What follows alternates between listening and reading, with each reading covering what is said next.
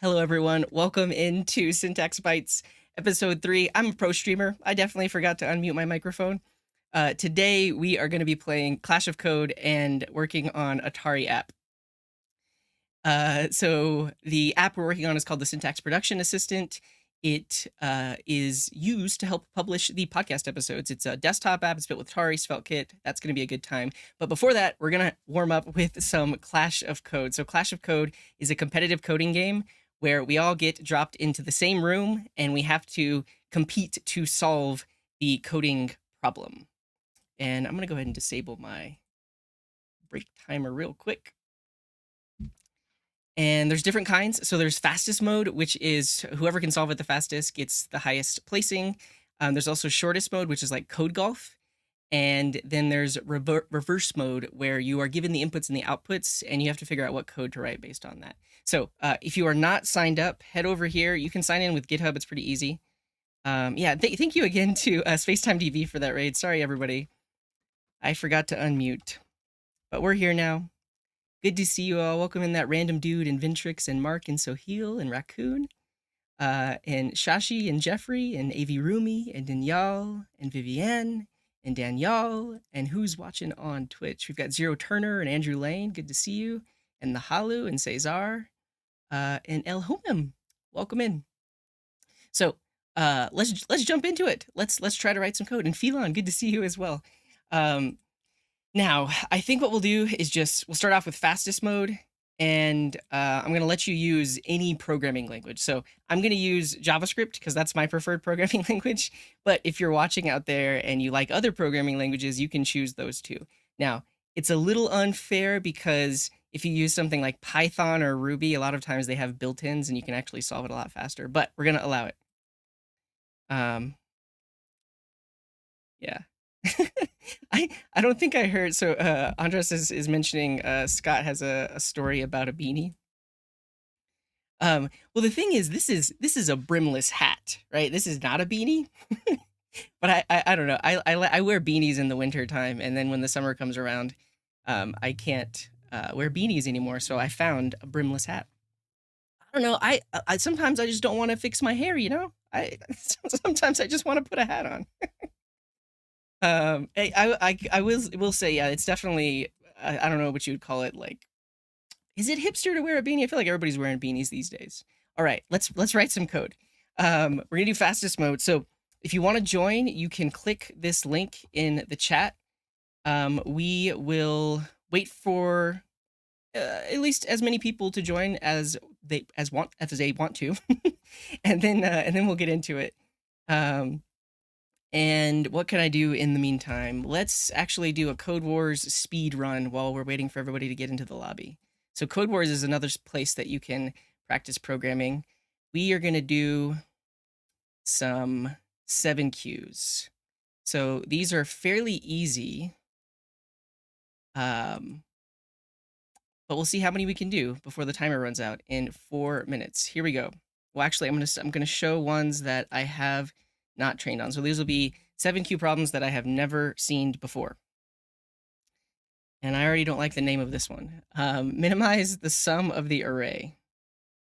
Given an array of integers, find the minimum sum which is obtained from summing each two integers product. This is not a 7Q problem. So it basically wants us to add every number with every other number and get the minimum. But we can do this. I can do it like in squared time. I don't think it's gonna care about efficiency that much. Okay, so let's say the min sum is going to be array at 0 and array at 1, just to initialize it. Does it pass us arrays that are empty? We'll do this. So like if there's nothing in the array, we'll set that off at 0. So we have our initial min, and now I need to iterate over the array. I'm just going to use a for each. And then this is going to give us A. And then we're going to iterate over the array again internally. Again, this is an n squared solution. It's not good, but this will work. There's probably a way to do it that's not n squared, meaning a loop inside of a loop. And then we have the A index and the B index, because we do not want to sum the same number together. So If the A index does not equal the B index, meaning this number is not the same, then we will add them together and we'll say min is equal to math.min of A plus B or the current min. So we're constantly overriding the min with the minimum sum, and then we will return the min. Again, this is not performant. I really hope they don't make me do it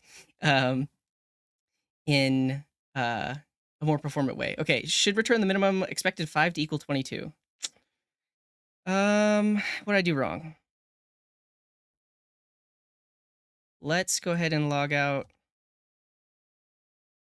the array. Let's see what's passing in for this test. 5423, okay. If the indices don't equal each other, we're going to add them together and overwrite the min. What does the min start off as?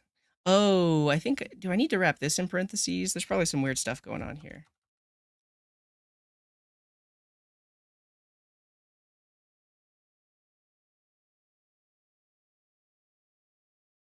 Let's log every time. Let's log A, B, and the current min.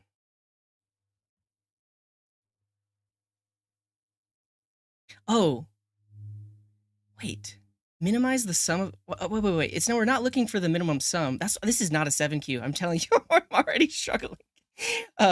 This is not a 7Q. Okay. How would we minimize the sum then?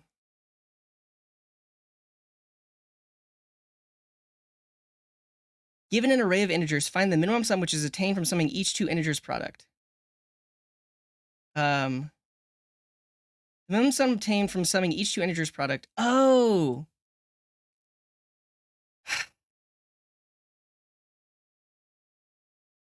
We have to first multiply every number times itself. Then we need to find the minimum of adding all two. I am protesting this problem. Okay, let's see if I can get a different one done in 30 seconds. No. Any of those are not 7Qs, I'm telling you. Okay, this says we have a GPS record of every S seconds. Here we go. Here are the sections. Can you calculate the average hourly speed on every section? Maybe? No, I can't. I'm not on today. Let's do this. Let's do this Clash of Code. So we got a few people in here with us. We've got Phylon, Lance, Mark, Pablo, Lemur, and Maris. Here we go. Here goes the clash. And yeah, I think it's okay if even if you're a beginner programmer, it's okay. It's okay. We're gonna take it slow, and I will try to explain the problem too. So we have 15 minutes to solve the problem. You can see the description over on the left-hand side. It has our inputs, our outputs, and then some examples. And then on the right-hand side is where you write your code. Now, what's different about coding game is you're not writing a function to return something. Whatever you console log will be considered your answer. And then you have these test cases down here. So if you click this button, you can see all of the input outputs for each of these tests. So these are the inputs, the outputs, the inputs, the outputs. And essentially, it usually has some setup code which reads the input for you. So here we're grabbing the height, which is the first line of input, and then the mass, which is the second line of input. We haven't even read the problem description yet, but it looks like for all test cases, the input always has two numbers, one on each line. You don't have to write any code for that. They've already written that for you. And then we have to do the work down here. And then whenever you're ready, you can click test, and you'll see that whatever you console log is considered your output, and it needs to match the expected output. And then once you get all the tests passing, then you can submit. Okay, here's the problem. Oh yeah, and here is where you can choose your programming language, but I'm gonna use JavaScript. The problem says, ski jumping demands the athlete to control posture and movement. During a jump, athletes try to maximize acceleration by minimizing both the friction between skis and snow and the aerodynamic drag to obtain a maximum run. This just sounds like a very needy client. Your job is to calculate the total energy of the skier. Okay, given the height of the jump and the mass of the skier, and the gravity constant is 9.8. Okay, so they give us, it involves math. We're gonna have to do some math today. So we've got these equations. Mass times height times gravity is the potential energy, and the kinetic energy is 1/2 times mass times velocity squared. Since the skier starts from rest, all potential energy at the top converts to kinetic energy at the bottom. We'll figure out what this is asking more. Calculate the total energy of the skier given the height and the mass. Okay, so if we have the height and we have the mass and we know what gravity is, we can get the potential energy. So let's just do that first, because I know that we have that. So we can say the potential energy, we can call it the PE, is equal to the mass times the height, and then we know that gravity is 9.8. So let's create a variable called gravity, set it to 9.8. All right, this gives us the potential energy. The kinetic energy is 1/2 times mass times velocity squared.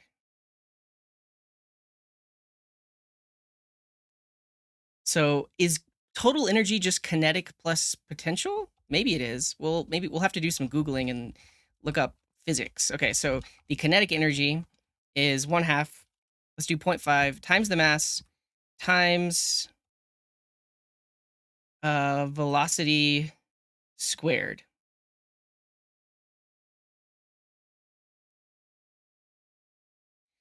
How do we find their velocity?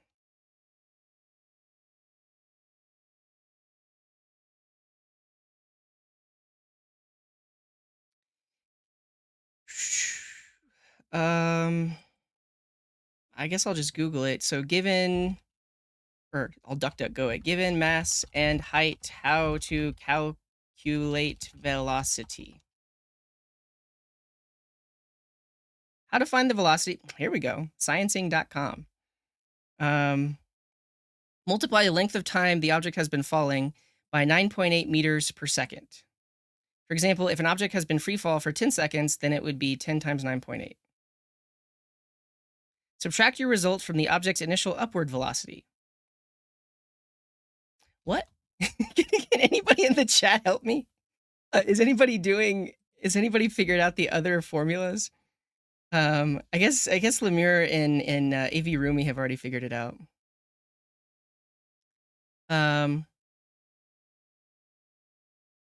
Our output is the kinetic energy rounded to 1 decimal. Okay, so the total energy is kinetic energy.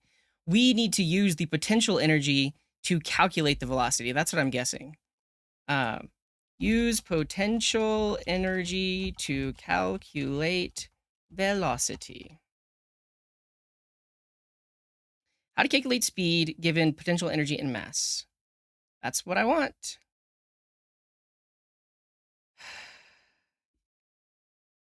I don't need to calculate the kinetic energy. That's what I need to output, the kinetic energy.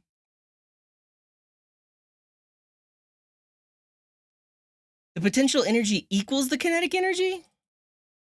So literally all we have to do is calculate the potential energy. Is that real? This is ridiculous if that's the case. That's actually the case. We just need to round it. Huh. All right, how does math.round work in JavaScript? Can you give it number of decimal places? No, that just rounds to the nearest integer.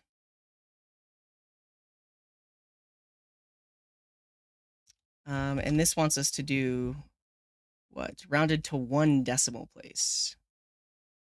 How do we do that? JavaScript, round to 1 decimal place. Do I have to do 2 fixed and then that converts it to a string and then convert it back to a number?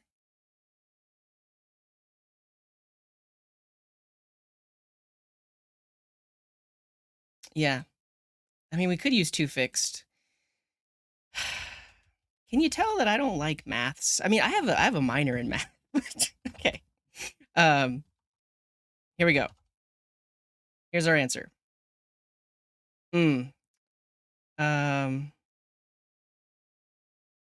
didn't work. Okay, never mind. We can do 2 fixed because it's just a console log.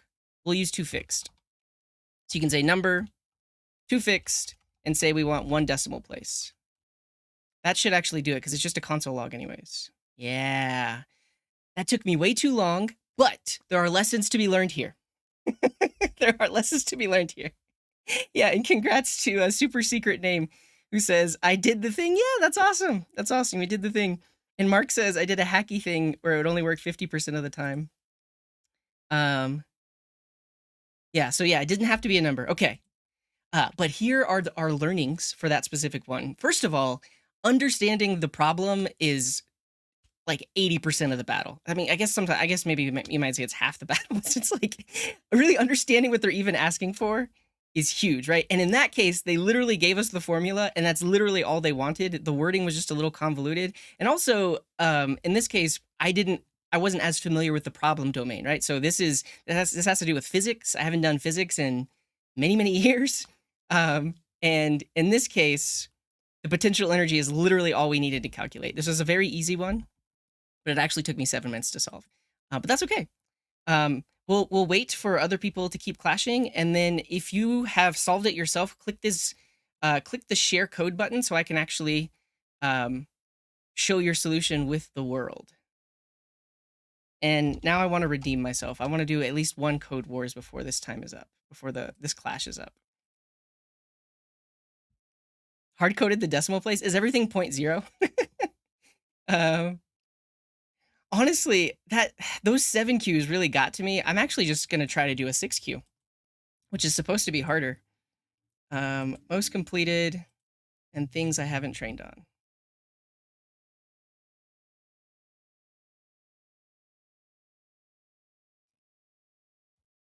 Pyramid array.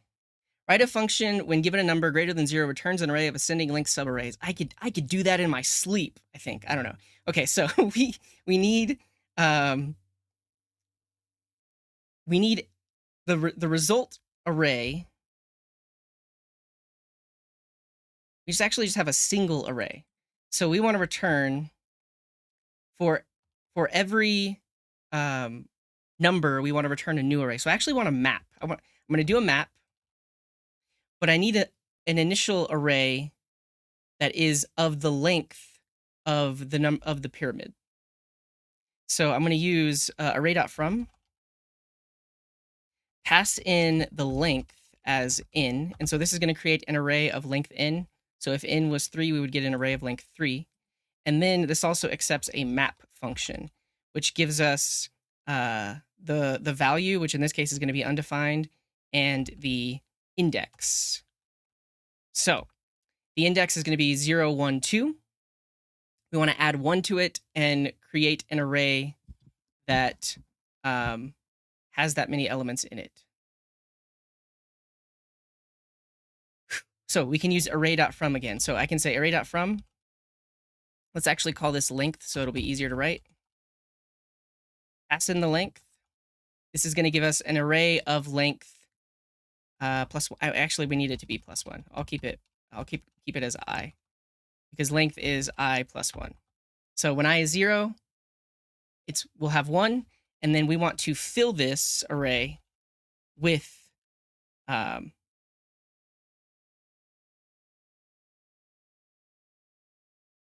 they just have to be filled with 1s. That's super easy.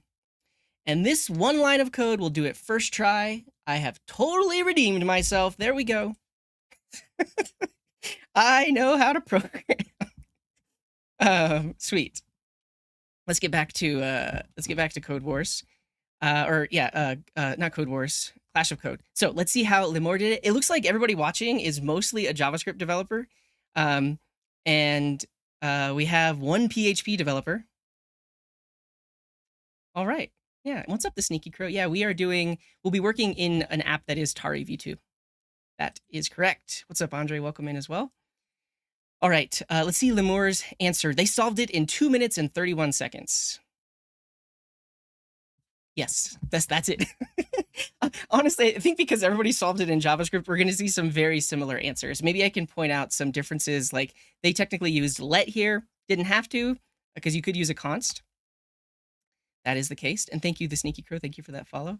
And there we go. Andrew cleaned up the code a bit and kind of just did it all in one line. So instead of defining a variable, calculate it, wrap it in parentheses, call toFixed.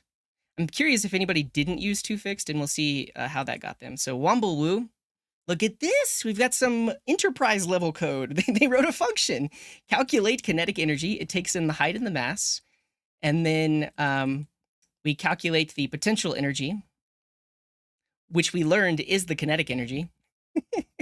They call toFixed, and then they log it out. Nice. I probably would have put gravity outside of the function because it is like a global constant. And I'm not the biggest fan of variable shadowing. At the same, this shouldn't be a code review because you're trying to solve it as fast as possible, and you're not going to write the best code when you're solving it as fast as possible. But you know, I'm trying to make content out of this. I think we can code review it. But yeah, this is variable shadowing. Looks like AI code. Oh, I forgot that. Well, this technically was a private clash, but there are bots that will join non-private clashes, and I think they're run by AI because they solve it in like milliseconds. And let's see how Phelon did it. Yep, look at this. Gravity in all caps. That's also another convention where if you have a constant, you use all caps to say that that thing is a constant. And they hard-coded the +.0 at the end. Beautiful. Beautiful. So first of all, math.round drops the decimal completely, and then they just add a .0 on the end, and they still got it 100%. So there is says, boo that man. No, I mean, if it works, it works, right? I think for these specific problems, you're trying to solve it as fast as possible. So if you can get all the tests to pass, it's as good as any other solution. Yeah. You have to know Rust to build with Tauri. Initially, not really, because it launches a web view, and within that web view, you're just doing web-based code. So our code base is a SvelteKit application, and so this directory right here, src, is just SvelteKit. If you know SvelteKit, you can code inside of here. Where you need Rust is when you want to do things that are lower level or like trying to do things on the device itself. And for that, Tauri has a way of creating custom commands that you can call from the JavaScript side. And so you can see here in our Tauri source, in our lib file, we have Rust functions that have this annotation on them. And any Rust function with this annotation, you can call from the JavaScript side. And so this specific app, we're doing things like converting a file to MP3. So we use like ffmpeg for that. We extract metadata with ffprobe. There's some YouTube uploading that couldn't be done like directly in the browser. So it's actually being done on the Rust side. So we are writing Rust in that app, but technically you could do some without it. Okay, great work, Phelon. I like your solution. And here's my solution. We eventually got there. David Myers is saying, I originally had math.round value to fix, but I reverted to math.round. Just realized that totally drops the decimal, though, 0. Yes, so divide by 100, round it, multiply by 100. It just that would just remove the decimal, right? Okay. Rich did it with JavaScript as well. Look at this. We've got our gravity constant. We've got our, is this Pascal case? So I know camel case is starts with a lowercase letter first. Is Pascal case with a capital letter first, but like camel case? And Rossum, thank you for that follow.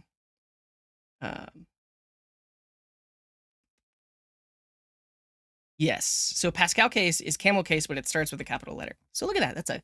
That's a Pascal case potential energy variable. And then they round it in toFixed. I think technically you didn't have to round it because toFixed would have taken care of that. Awesome. And here goes Lancet with the PHP. It's pretty straightforward. So in PHP, I'm guessing this is how you read from standard in or read from the input that's given to you. And it is reading those in as numbers. So %d is probably like decimal, and storing them in a variable called height and a variable called mass. Then we have our gravity constant, do the calculation, and then it looks like PHP has a number format method. So we give it the value, I'm guessing like number of decimal places. We could look into it though. Let's look at PHP number format. What is that thing doing? So yeah, number of decimals, decimal separator, thousand separator. Fascinating.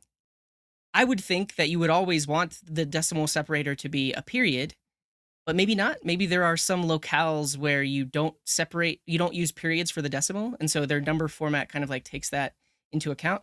It does look like that these are that's the default though. But I guess because you didn't want there to be commas, because that would they'd be added for thousands, that's why you had to pass in all of the arguments to make sure that the commas didn't happen. Nice PHP. Great work, Lancet. Let's see how David Myers did. So this is not quite enterprise. This is like hipster JavaScript code. We've got arrow functions, multiple of them. We've got the potential energy function and the kinetic energy function.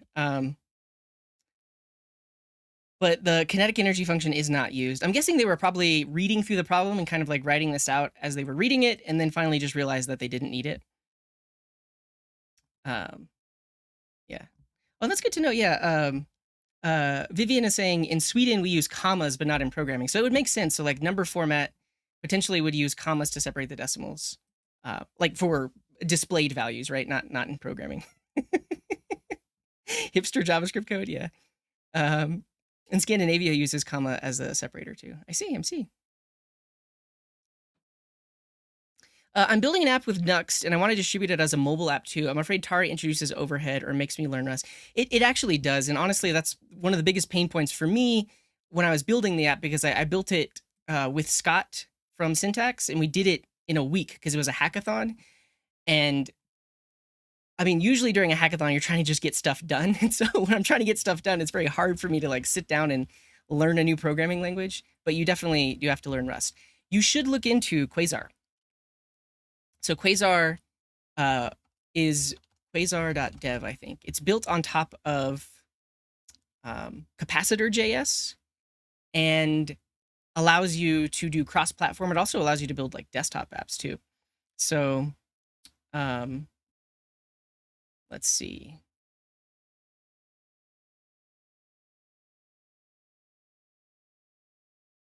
I don't know exactly where to look in here, but if you haven't heard of Quasar, check it out, because it takes Capacitor.js,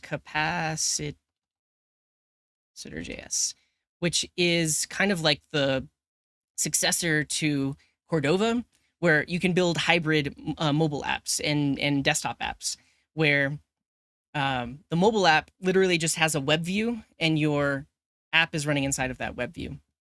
And Capacitor has a bunch of plugins so you can do more native things like run in the background, access the camera, access the file system, do native geolocation, push notifications, all these things you would want to do on mobile. They have JavaScript plugins that allow you to just run them within your codes. So like the camera plugin, you install it.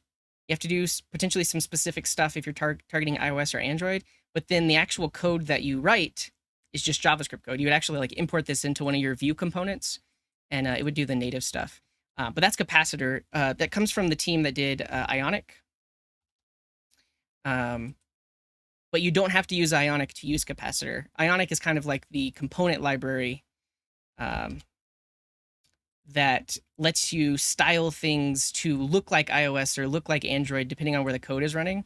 So they have iOS mode and Markdown mode, but these are all just components. Under the hood, it's using Capacitor. But Quasar is built on top of Capacitor. All right, I'll stop talking about it now, but you might have better mileage using something like that, because you don't have to learn Rust. You can write everything with JavaScript. You used Capacitor and Ionic to build an NFC scanner. Nice. Yeah. Cool. Clash of Code. Oh yeah, we should do more. Okay, I'm getting distracted. Awesome. Let's do another one. That was super fun. Here we go. This time, let's give reverse mode a try. So this will show you the inputs and the outputs, and you have to figure out what it's asking. You have to figure out what code to write. Let's do it. What's up, Harsh? Welcome in.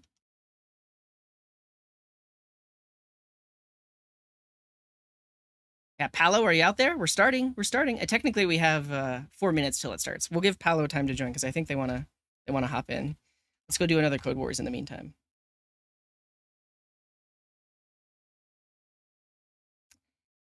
now I'm scared of 7Qs. I think the main issue is I've solved so many of them that the only ones it can show me are the ones that I've been avoiding for the longest time. Let's just see what this one is. Clean up after your dog. You've stumbled across the divine pleasure that is owning a dog and a garden. Now pick up all the crap. You need to find out if you have enough capacity to collect all the crap and make your garden clean again. You are given number of bags and then the garden, and you need to see how many there are in there. That's really easy, right? So you're given an array of arrays. What is the cap number? So you have access to bags and the capacity of a bag. Oh, each bag can carry that number of elements. I see. Okay, so the total amount that we can pick up, total possible, is bags times cap. And then if we want to get all of the at signs, we can actually flatten this array. So if I do x dot, is it flatten? Smoosh, there's a method that will take an array of arrays and turn it into a single array.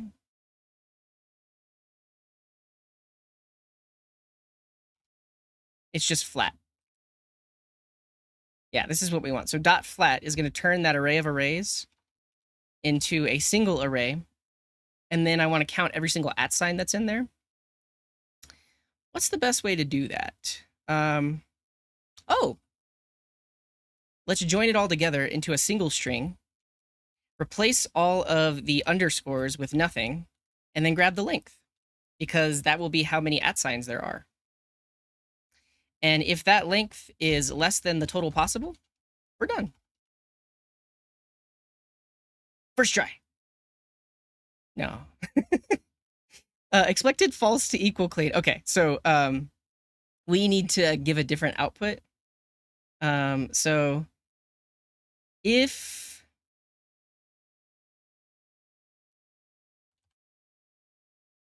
the length of all of this is less than or equal to the total, I missed the equal sign, so or equal to the total amount we can pick up, then we will return clean.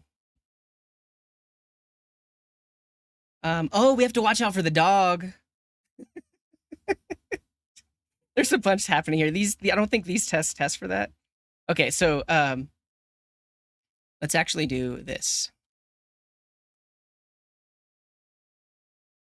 This is going to give us our garden. How much time I got? 1 minute. Okay, so this gives us our garden, and then if garden dot includes a D, then we just return dog, and then lastly we return crap. Is includes on strings?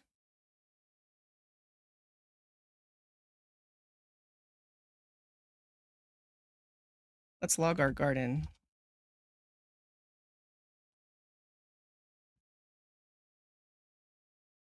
Console.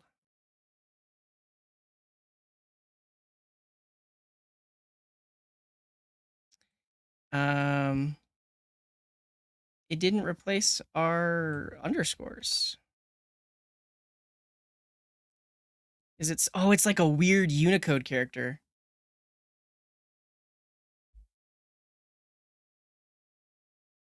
What?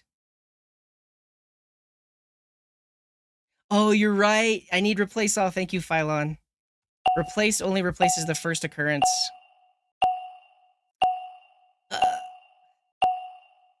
And then I spelled crap wrong. Okay, I think just in time. Just in time? Yes, yes. Okay, let's go do Clash of Code. All right, so this is reverse mode. Now, in reverse mode, you will see input and then output, and you have to figure out what code to write. Now, I'm not going to say it out loud. I think I'll explain it afterwards because I don't want to influence anyone else, but I see what is happening here. I think I know what to do. So we are going to say the result is to take this input,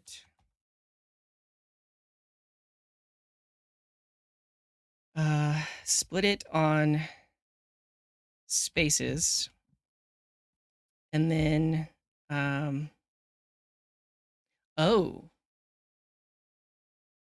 specifically, if we see a professor or a doctor, we need to leave that at the beginning. Okay. Okay, I'm going to do this in like a loop of sorts. I'm going to have my output starts off as an empty string. And then we're going to have our teacher types, which is just a set that has professor in it and then also has doctor in it. So if we come across a professor or a doctor, we know to leave it alone. Actually, I want this to be a map, because if we come across a professor, we need to return prof. And if we come across, yeah, like this. If we come across a doctor,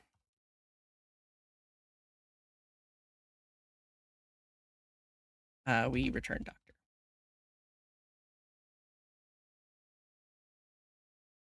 Like this. So professor becomes prof, doctor stays as, actually, we'll just do it as doctor, so that way I can join the final thing on spaces. Okay. And then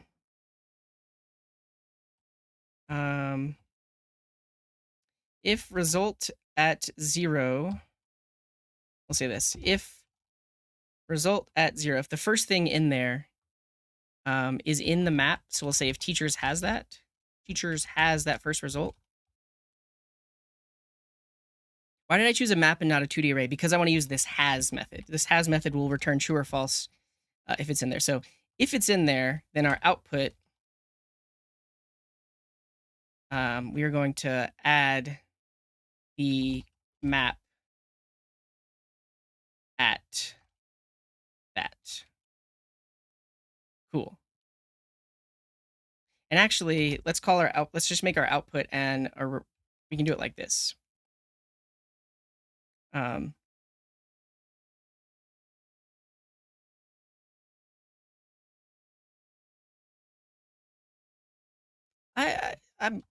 overthinking this. Let's loop over after splitting it on parts. So I'm literally just going to have a loop, a standard for loop here that goes from 0 while I is less than all the parts dot length. Increment on each iteration. And actually, we'll do it from index 1.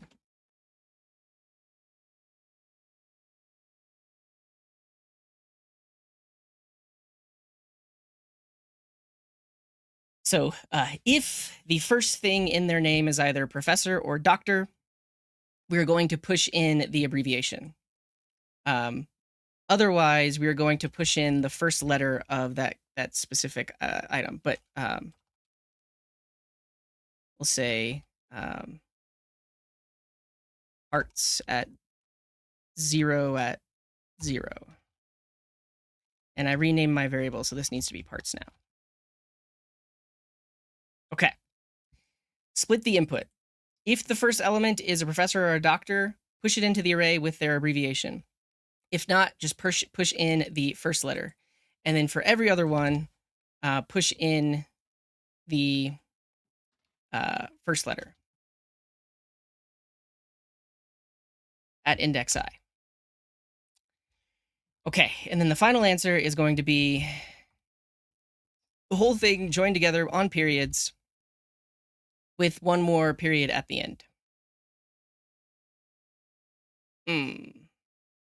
It looks like everything needs to be capitalized. So we need to take this and say to uppercase, like this.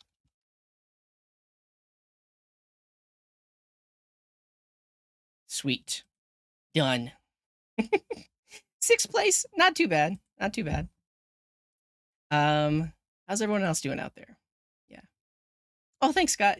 Actually, a viewer, a former Coding Garden viewer, actually made this. I was just streaming one day, and they're like, look, I made this art. I like it a lot. Yeah, and thanks, Phylon, for that suggestion earlier with the replace all. I always forget that replace in JavaScript only replaces the first occurrence. You have to pass in a regular expression to replace all of them, or use replace all, which is newer and does that for you. Yeah. Why a map and not an object? It's a little more type safe. Basically, you're completely right. We could just have an object where the keys are professor and then the values are this value here. But for this code, it would have been completely fine, because then instead of using the has method and the get method, we would have just used bracket notation. But it's probably because I use so much TypeScript, I've gotten used to using map. But have I got the video for you? Because I did a video on where objects can actually come back to bite you if you use them in the wrong way. JavaScript. So if you're interested in that, check out this video, because I talk about why maps and sets are pretty useful in a lot of scenarios. This is basically the use case for maps. Yeah, and I mean, honestly, I mean, before map was ever introduced into JavaScript, like, we used objects everywhere. So I came from a C# background, and if I ever wanted to do something like this, we have the dictionary type. But it was so cool when I started learning JavaScript. I was like, everything's a dictionary. Everything is keys and values. But yeah, the map has its time and its place. Yeah, of course, Andre. First, yeah. I'm having trouble. That's okay. You still have a little more time. Yeah. Object wouldn't officially keep its order. I guess that's another caveat. Again, I don't think it would care for this scenario, but there's something about when you're putting keys and values into an object dynamically, they potentially won't keep the order that you put them in, whereas a map always keeps the same order that the keys were entered in. Yeah. All right, I'm gonna start looking at solutions now. Let's take a look at how Mark did it. They did it in 2 minutes and 13 seconds. They used a map. That makes perfect sense. I'm having a lot of trouble coming up with good solutions this morning. So take the input, and actually let's talk about what they wanted us to do. So essentially, they gave us a name, like a first and a last name, but sometimes that name would also have professor at the front or doctor at the front. And we needed to return all of the initials joined with periods. But if they were a professor, it should be shortened to prof. And if they were a doctor, that should be included in the output as well. So split the name on spaces. If the name is professor, we want prof. If it's doctor, we just want to return doctor. If not, we just want to take that first letter, send it to uppercase, join it all together on a period, and then add one more period at the end. Beautiful solution, Mark. Great solution, and solved it in 2 minutes flat. Great work. All right, let's see how Lemore did it. They used a regular expression to split on white space. Yeah, so this is kind of like splitting on a space, but this is just in case there's like more than one space. And then they map it. This is the exact same solution as Mark's, except I like this idea here. So instead of needing to join it on a period and then adding a period to the end, whenever you add the first letter of any given name, you always include the period, because then you don't have to do the extra period on the end. I like that. Good job, Lemore. All right. Rich did it. Yeah. Cool. It seems like I had a very unique solution. Like, I didn't use reduce or map like everyone else is using. So split the input on spaces, and then were they using the answer? No, I think this is a leftover variable, because they just used a reduce to begin with. So and actually, here's a really good coding tip. If you ever see yourself doing like a map and then a join, or a map and then a filter, you could do that all in a single reduce. And so that's basically what Rich is doing here, is we are mapping and joining all in one. So this reducer starts off as an empty string. And then if the current word is a doctor, we are going to put it on the end. Why are we putting it on the end?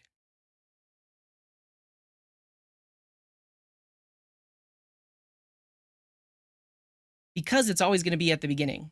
This confused me.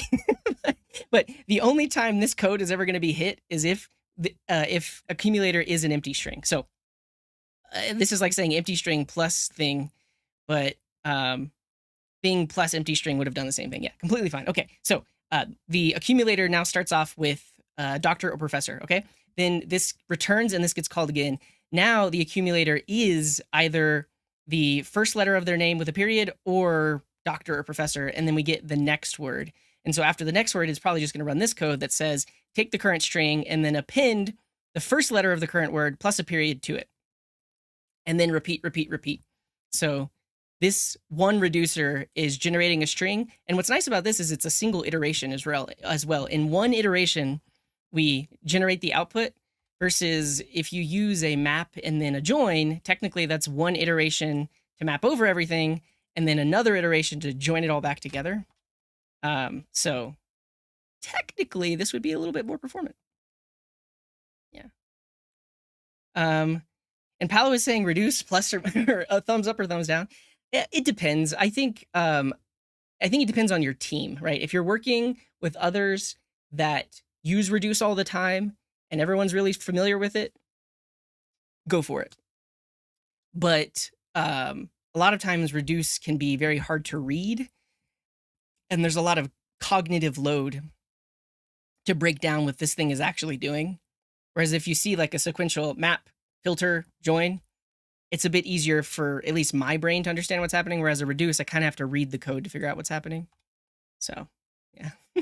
Gustav says, I didn't even know it existed. Yeah. Cool. I'm nearly there. Just last step. Can you review my code for the memes? I'll take a look. All right, let's see how Pablo did it. They almost code golfed it. They created a map. Were you listening to me, Pablo or Paolo? Or did you come up with the solution, the exact same thing that I did? I mean, ultimately the solution is different, but we both decided to create a map. And so split the incoming string on spaces, so we have all the words. And then for each word, if it exists within this map,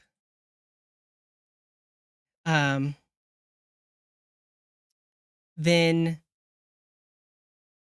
wait. Oh, we use nullish coalescing. Beautiful. That's actually a really cool use of nullish coalescing with a map, because if it exists in the map, it's just going to return that value. Beautiful. And your map actually has the periods inside of it, so that way you don't have to do a further join after that. So yeah. Honestly, this might be one of the best use cases of nullish coalescing I've seen, because it's like, grab the value if it exists. You don't have to have like an if statement or like a weird ternary. If it's in there, get it. Otherwise, take that word, grab the first character, send it to uppercase, put a period on the end, and then finally join it all together on a string. Yeah, great work. Great work, Paolo. All right, let's see how Admiral did it. Very similar to like one we saw earlier. So they split it on spaces, they then map over. If it's the first thing, they do that. Otherwise, they grab the first letter, send it to uppercase, put a period on the end. And they used a template literal here instead of just concatenating a period. And then we get to my code. I can't believe I'm the only person that so far that didn't use map or reduce. I used a for loop. So I have my map here. It would have been a lot easier if I would have mapped them to periods on the end. Split it on spaces. If the first element is in our map here, then we grab the corresponding value, put it into our output array. But if it is not, then we grab the first letter and send it to uppercase. Yeah, like technically all of this code right here could have just been put into a map. But the way that I was thinking about it is like, I always only want to do this to the first value, or the first word in the string here. And turns out you really wouldn't have to do that anyways, because inside of a map or inside of an array map, it's not going to exist in here unless it is the first thing.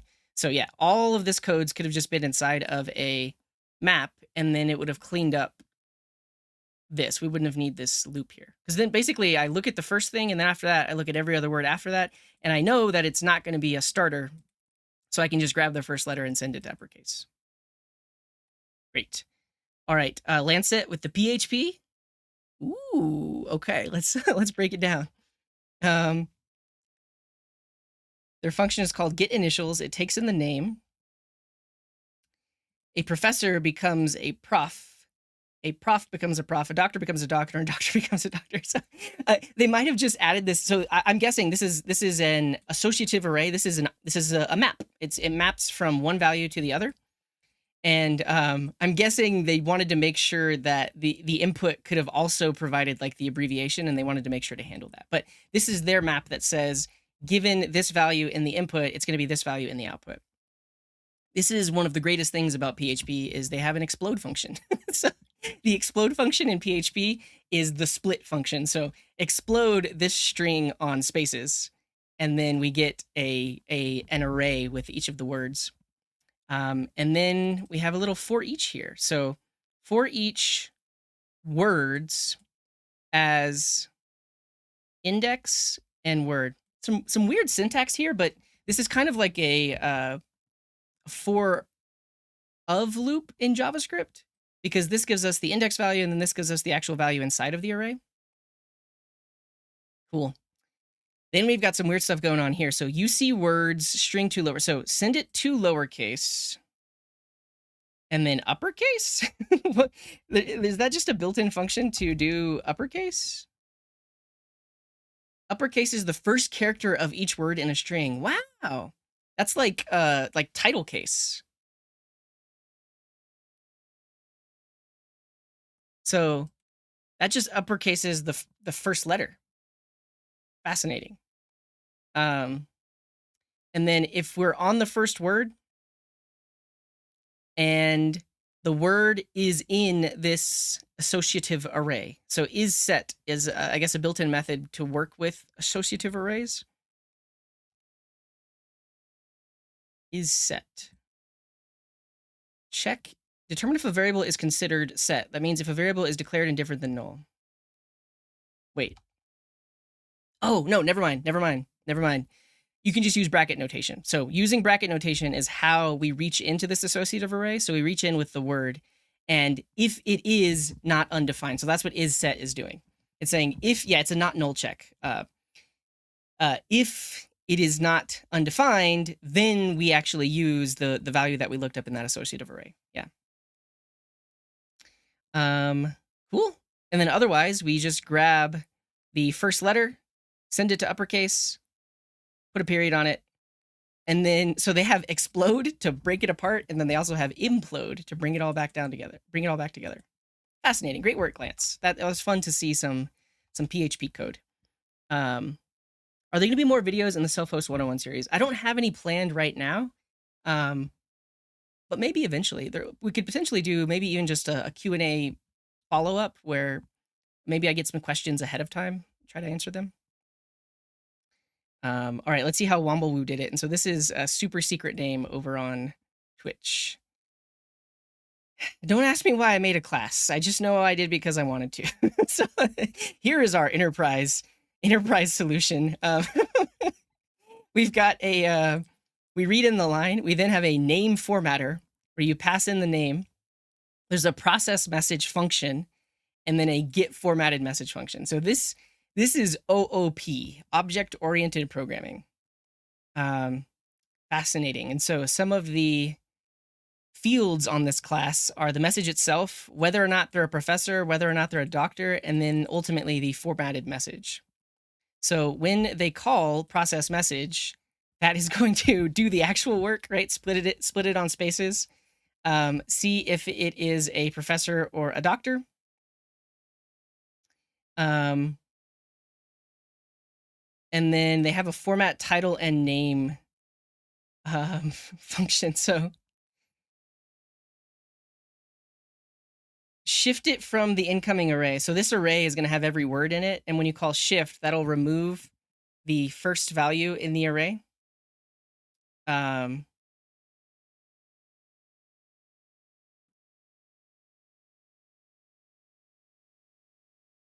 then get initials. Takes in the array, grabs the first word, joins it all together.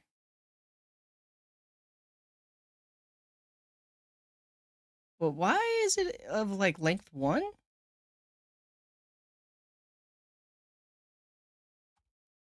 Did they get 100%?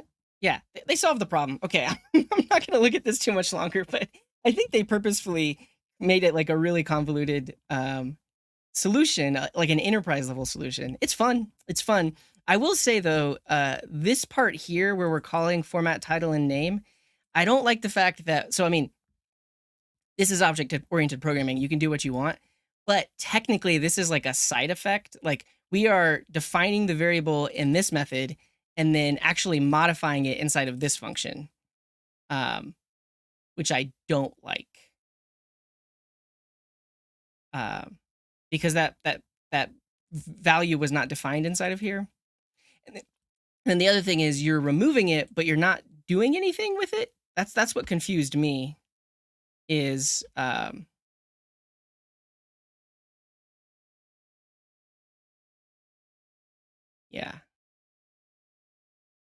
Huh.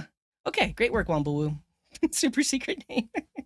Going above and beyond for portability and OOP and some NASA kind of readability. Great work. Love to see it. Yeah, exactly. It's the opposite of code golf. Yeah, great work. All right, let's see how Phylon did it. And then hold on. We've been live for about an hour. We'll do one more after this, and then we'll get to writing some Rust and Tauri code. So split the message, map over it. If it's a professor or a doctor, return it. Otherwise, return it with a period. Beautiful. Great work, Phylon. No one used includes? David Meyer says he used includes. I don't know which one you are. Are you the first one? The last one? Oh, yeah, there you are. Oh, yeah, unfortunately, did you not submit it?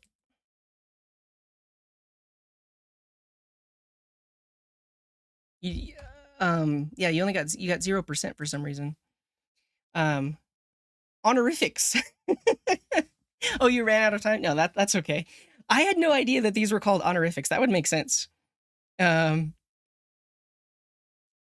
Yeah, and Andre is saying it would be nice if the syntax streams use the chat aggregator. Yeah, the only issue is my my chat overlay that I use for Coding Garden is very like Coding Garden themed. I would want to build something that looks more like syntax if we were to combine the YouTube and Twitch chat together. And what's up, America 2050? Welcome in. Good to see you. Yeah, well, honorifics, cool. Oh, and David says I Googled it. So that's professor, doctor. Great. And then 2 initials. So this splits it on spaces. And then for each one, we grab the initial. So 2 initial says if it is one of those, we're going to use that as the initial.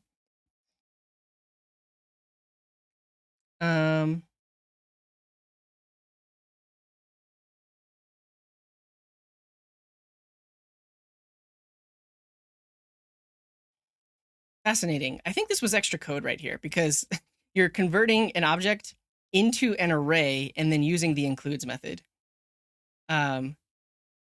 I see what you were trying to do. You were saying if the input string had professor, like if the input string was already abbreviated, you wanted to use that instead. That's what this was trying to do, but you used keys instead of values. I see. And then otherwise, we grab the first letter, send it to uppercase. So that looks good. And then we want to return the the result with the initial. I think your only problem, David, is you're missing the last period. So there needs to be a trailing period on the output.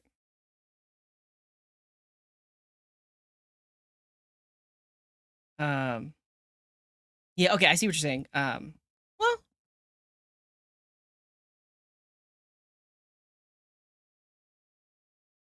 so if there is something, which there should be, because that's the accumulator, then you want the previous value with the next value. Yeah, I think that's your only issue, David. Yes. Yeah, so David is saying they should have done result initial period, and then that would have put the period on the end. All right, one more of these, and then let's do a code golf. Yeah, let's do a code golf. And for this, you have to use JavaScript. It seems like everyone here is using JavaScript anyways. But if I let you use Python or Ruby, you can make some really short solutions. So this is solve the problem, but in the fewest number of characters. So we'll see some fun tricks for code golfing. Choose TypeScript. TypeScript would be like impossible to golf because you'd have to have types everywhere. I remember first, yeah. It should still be an emote on Coding Garden. Well, we have the first try emote.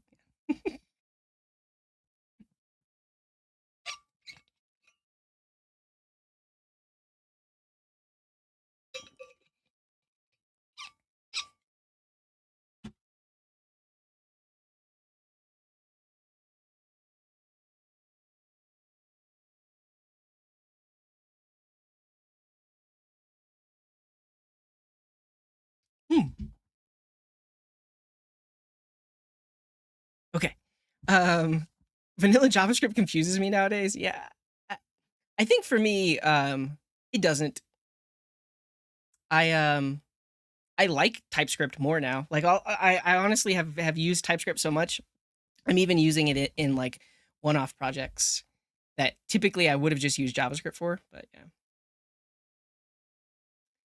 Once a day, I get frustrated that websites don't open links in a new tab. Yeah, I use command click a lot. Oh, the Discord bot used to do something like that? Fascinating. And MMLVX, thank you very much for that follow. All right, I'm going to give you 20 more seconds to join the clash, and then we will start.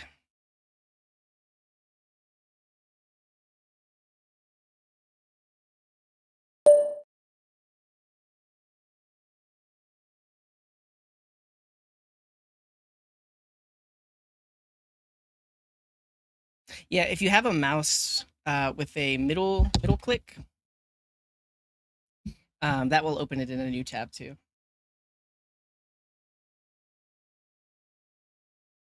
All right, let's get into it.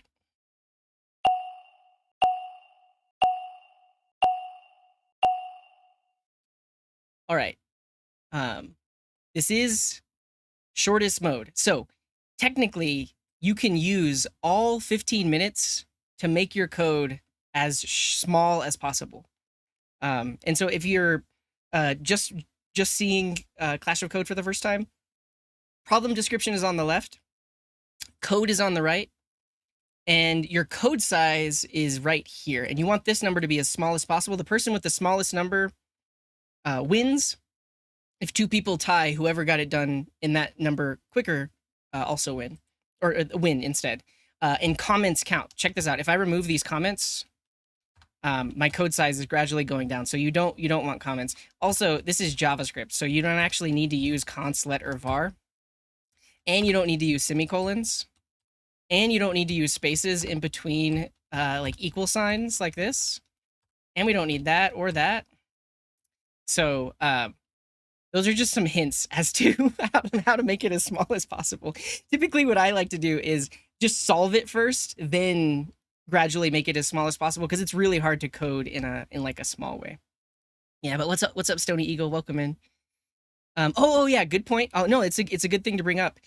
Specifically here, you can use the word print instead of console log. This is just specific to coding game. This is not print in the browser will literally try to print the page. But in this case, you can use the word print, and that's shorter than console log. So already we have this down to 84 characters. Okay, the problem says A, B, and C are three non-negative integers. You will create a division where the numerator is the maximum value of A, B, and C, and the denominator is the minimum value of A, B, and C. If the denominator is equal to 0, replace it by 1. The inputs have been chosen such that the numerator will always be divisible by the denominator, and so the result. Great. It seems pretty easy. We just have to do exactly what it says. But if you're new to maths, you may not be familiar with numerator and denominator. Am I even familiar with them? I'm pretty sure if the numerator is the top value being divided by the bottom value, which is the denominator. But now I'm second guessing myself. Division, numerator. The numerator and the denominator. Yeah, so the numerator is the part on top. The denominator is the part on the bottom. And D for down. Denominator is down. So we need to divide the maximum value of ABC by the minimum value of ABC. Let's do it. So one interesting thing we can do is because JavaScript functions, you can pass arguments in even though the functions themselves don't accept arguments, we can abuse that to actually get this all on one single line of code. So if we say we want to read line and put that inside of A, and then we want to read line and put that inside of B. Actually, I think we go in the other. No, I think we do this. We want to do it in reverse. And then we want to read line and put that inside of C. Let's see what A, B, and C are if we do this. Yeah, 4, 2, and 3. And if we see this input, 4, 2, 3. Yes. Okay. So there's your one hint on how to make this stuff shorter. So basically what I did is I put the variable assignment inside the invocation of readline because it's not being used, but now all of these variables exist at the top level. So this gets us there. Then honestly though, I don't think we really even need parse int because we're going to be doing some maths. We can use like the plus sign later. Honestly, I might do this. Keep the parentheses, put the plus in front of it so that parses it as an integer.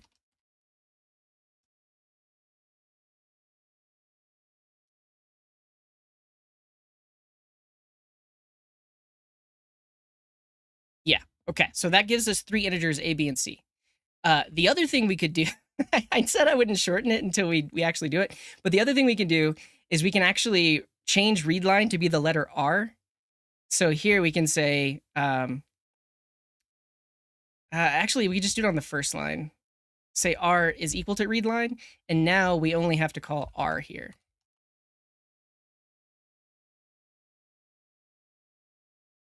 Sweet. Okay. Now, we want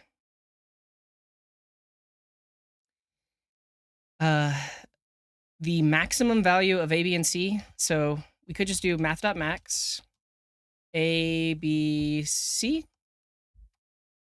And then we're dividing that by math.min of A, B, and C. I said I wasn't going to do it as short as possible first, but I'm going to because this one seems a bit easier. If the denominator is equal to 0, replace it by 1. So I'm going to do this or 1. So if math.min is 0, that'll be a falsy value, and we'll replace it with 1.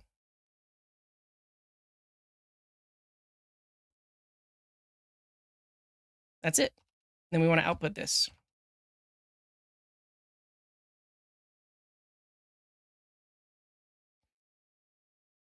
Wow. Okay. So I've gotten it in 79 characters.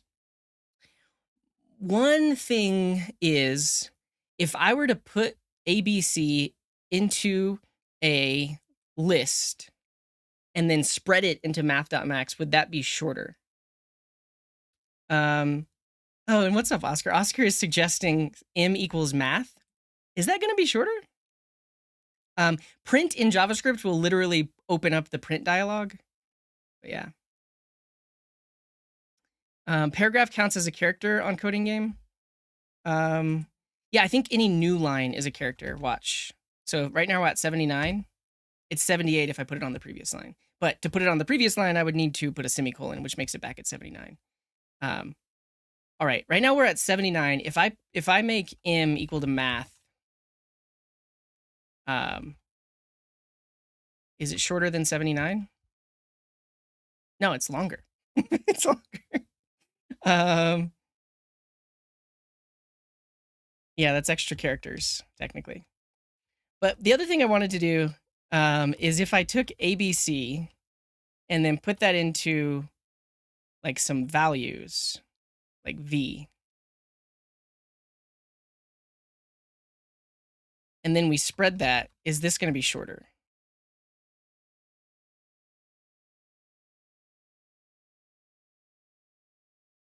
That's 87 instead of 79. I'm trying to think, can I do the R equals read line right here? Or would that break? Yeah, that breaks. We have to do that first.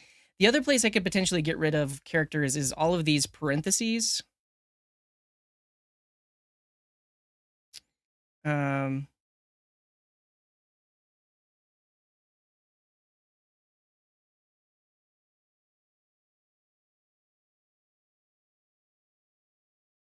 Because does math.max accept like strings?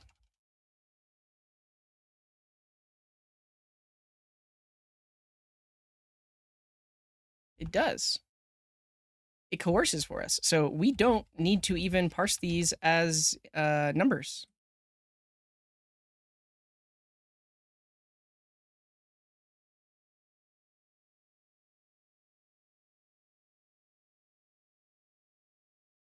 Wow. Okay, that's 70 characters. Has anybody done it in less? So Merritt did it in 136. Pranav did it in 420. I don't think I can do it any better. I'm going to submit it now, so that way if somebody doesn't do it faster or with less characters, then then I win. Yeah, the fact that it does the coercing automatically. I don't think can you pass an array into math.max or min? This is going to help anybody potentially. Math.max. I thought you had to spread it. Yeah, that gives you nan. So you would have to spread it.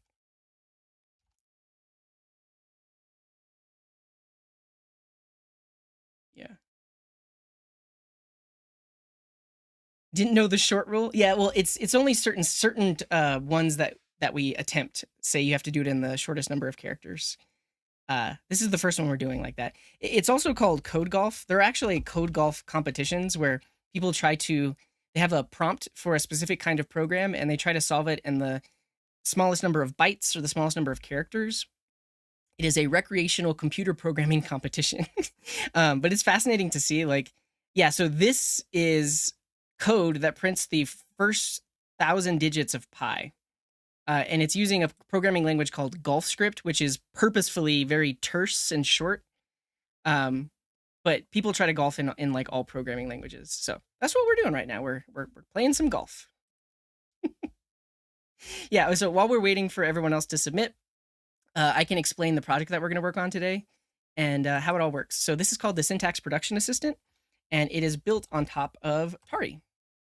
So Tauri is a way of building cross-platform applications that allow you to use web technologies and then communicate natively with code that's written in Rust. And we specifically are using the Tauri RC v2 RC. And one of the main contributors, and I think the creator of Tauri, was on Syntax recently. So check out, episode 821. where we had Daniel Thompson on talking about Tauri. Wikipedia was Wikipedia not in dark mode? Oh yeah. It's in dark mode. So that's what Tauri is, and then the actual web tech that we're using is SvelteKit. So this is a meta framework built on top of Svelte. It gives us routing, data loading. It's technically all running as a single page application. So SvelteKit isn't necessarily just for like apps that are running on the back end. We're using SvelteKit, and it is purely a single page application running inside of a web view. But let's see if we can see how they show things work inside of here. I can actually show you in the code base. So basically, we have two source directories. This source directory is our SvelteKit application, and this is just pure SvelteKit. There's nothing special about it, but this directory has all of our Rust code. And because we want to do native things like use FFmpeg or ffprobe or do native file uploads, all of that code is written here in Rust. And so this is Rust code that does the lower level things and does the native stuffs. And we can actually call that from the JavaScript side. So for instance, we have a command here called login GitHub. Any reason for SvelteKit over plain Svelte? Mainly because it gives us routing. It gives us the router, like data loading strategies. So this login GitHub function becomes a method that we can actually call from the JavaScript side. So everything here in Rust, we define with this annotation that says it's a command. And that means when we're running inside of the browser, we can actually call this native code. So if we just search for login GitHub, we can see potentially, no, this is not it. I think we call this somewhere else. Let's just see. Right here. So on the homepage, there is a login button that you click that will take you through the OAuth flow. But when you click it, it actually calls down into Rust. And so this invoke method comes from Tauri and allows us to name any one of those commands that we defined in the Rust code. And it will actually do native interop and actually call that native code and invoke it. Yeah, and we're using SvelteKit in single page application mode. So if you look at our, is it our Vite config? Or our Svelte config? Yeah, so we're using adapter static. So the output of this SvelteKit application is all client-side code. JavaScript, HTML, CSS, there's no server-side stuffs.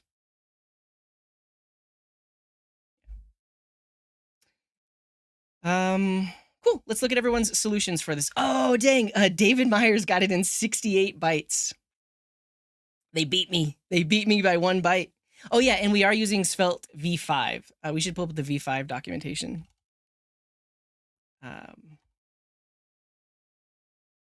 Is it this? Yes. So we're using runes like $state and stuff like that. Okay. How did they do it in 2 characters less than me? Let's see. Wow. That makes perfect sense. Perfect sense. It's really funny. I'm looking at like the most, like the hardest code to read ever, but I get what's happening here. Okay. So reassign read line to be into the variable R. Beautiful. This actually is great. Because yeah, instead of using math.min or math.max, it's a great solution, David. This is awesome. Okay, so create an array that has A, B, and C inside of it. So this is going to read in each one, and then the plus sign is the unary plus operator, so it parses it as a number. So now we have an array that has A, B, and C. Then we just sort that array. So we're using the comparison method, A minus B, so it's going to be sorted from least to greatest.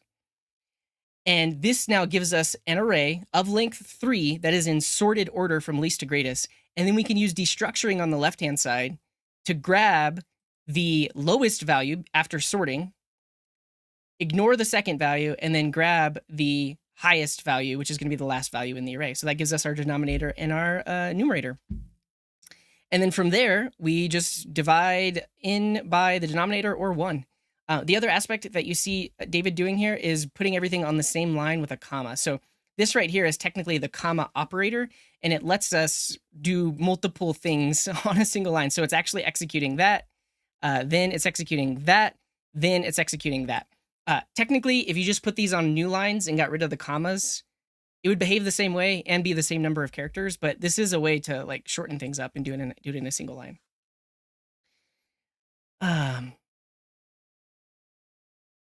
Yeah, and so yeah, this underscore is a throwaway, because basically we're destructuring here, so we're pulling these values out of this array, and we only, after sorting, we only care about the first and the last. So by putting this here, we ignore it, and that allows us to get the first and the last. Beautiful, beautiful solution, David. That's great to see. And so mine, I have 3 variables, A, B, and C. I did this weird thing where the call here is nested inside, which saves us a character because it's not on a separate line, but that's just thrown away whenever the function is invoked. I don't know. So yeah, America 2050 is asking, would it complain if there was just a comma there? I don't know. I actually haven't tried that. You could add an extra comma.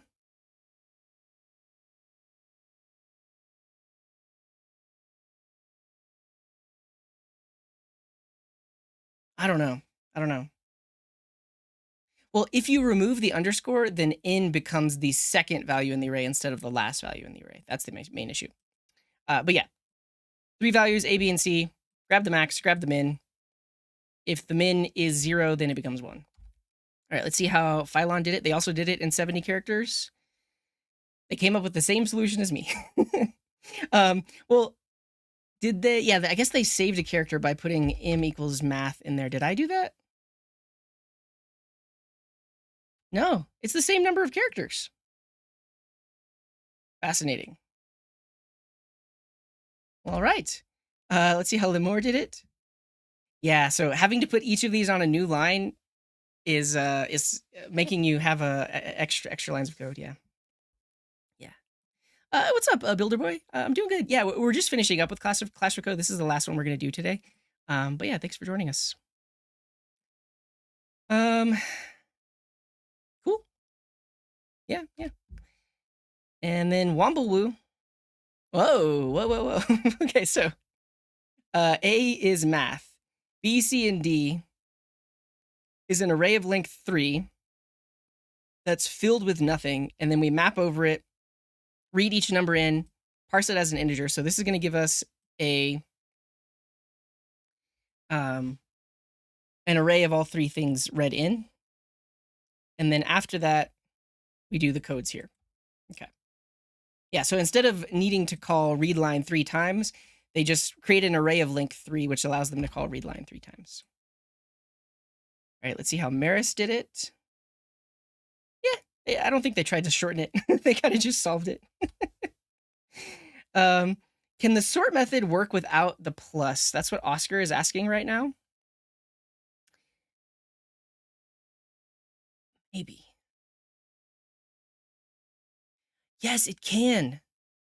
Oh, wow. You could get this even shorter, David, because A minus B is going to coerce both of those into numbers. Wow. You could have shortened it by 3 characters. It was complaining for you? Okay, and then yeah, Stony is saying that const C, comma, A is valid. So it was this solution where we want to ignore that middle value. If you just leave it off, it also ignores it. Cool. All right. Did we look at Maris's? Yeah, we did. Pretty standard. Let's look at Pranav. Did not know that we were playing Code Golf. So, but they still solved it. So they grabbed the max. They grabbed the min. If the min is equal to 0, set it to 1. Divide them out. Beautiful. It could be shortened by 4 characters. So get rid of all three of the pluses. Oh yeah, you're right. Get rid of all three pluses and get rid of the underscore. Oh, our powers combined, we are the best JavaScript code golfer. All right. That was super fun. Thanks everyone for joining in. It's so cool to see everyone's solutions. When we play this over on the Coding Garden, a lot of people tune in that aren't JavaScript developers, so we see solutions in like C# and Java and Rust and stuff like that. But yeah, it's always fun to see how other people approach the problem as well.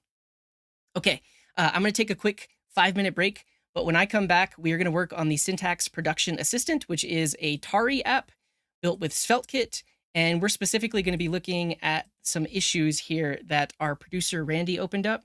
The first one is about a blinking cursor. So let me actually just start up the app really quick to show you what it does.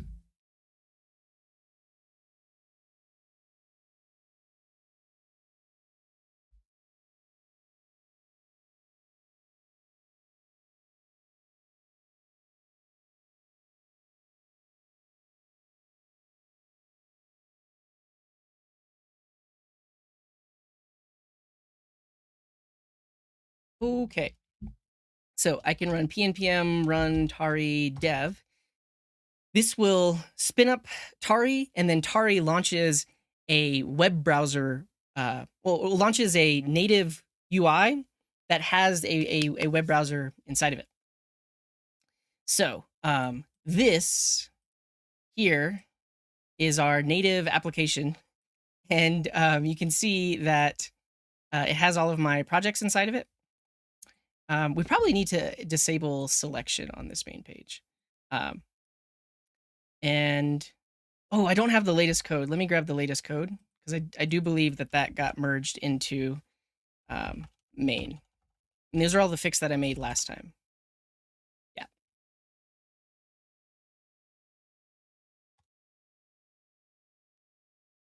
Cool. Did I get a professional set designer for the backdrop? No. I probably, I think it was like a week or two before I started at Syntax, I started just collecting things. You can see, I got these on eBay. There's a Macintosh 2C, and then the IBM Personal Computer 330. So it's actually one of the first personal computers by IBM. I found both of those on eBay. And then you can't usually see it because it's so blurry, but this, does it focus? Yeah, this is my Windows 95, the actual box with the CD inside of it. And then I have Microsoft Front Page, the actual box, and the Internet Suite, which includes, what does it include? Netscape Navigator, I think. Yeah.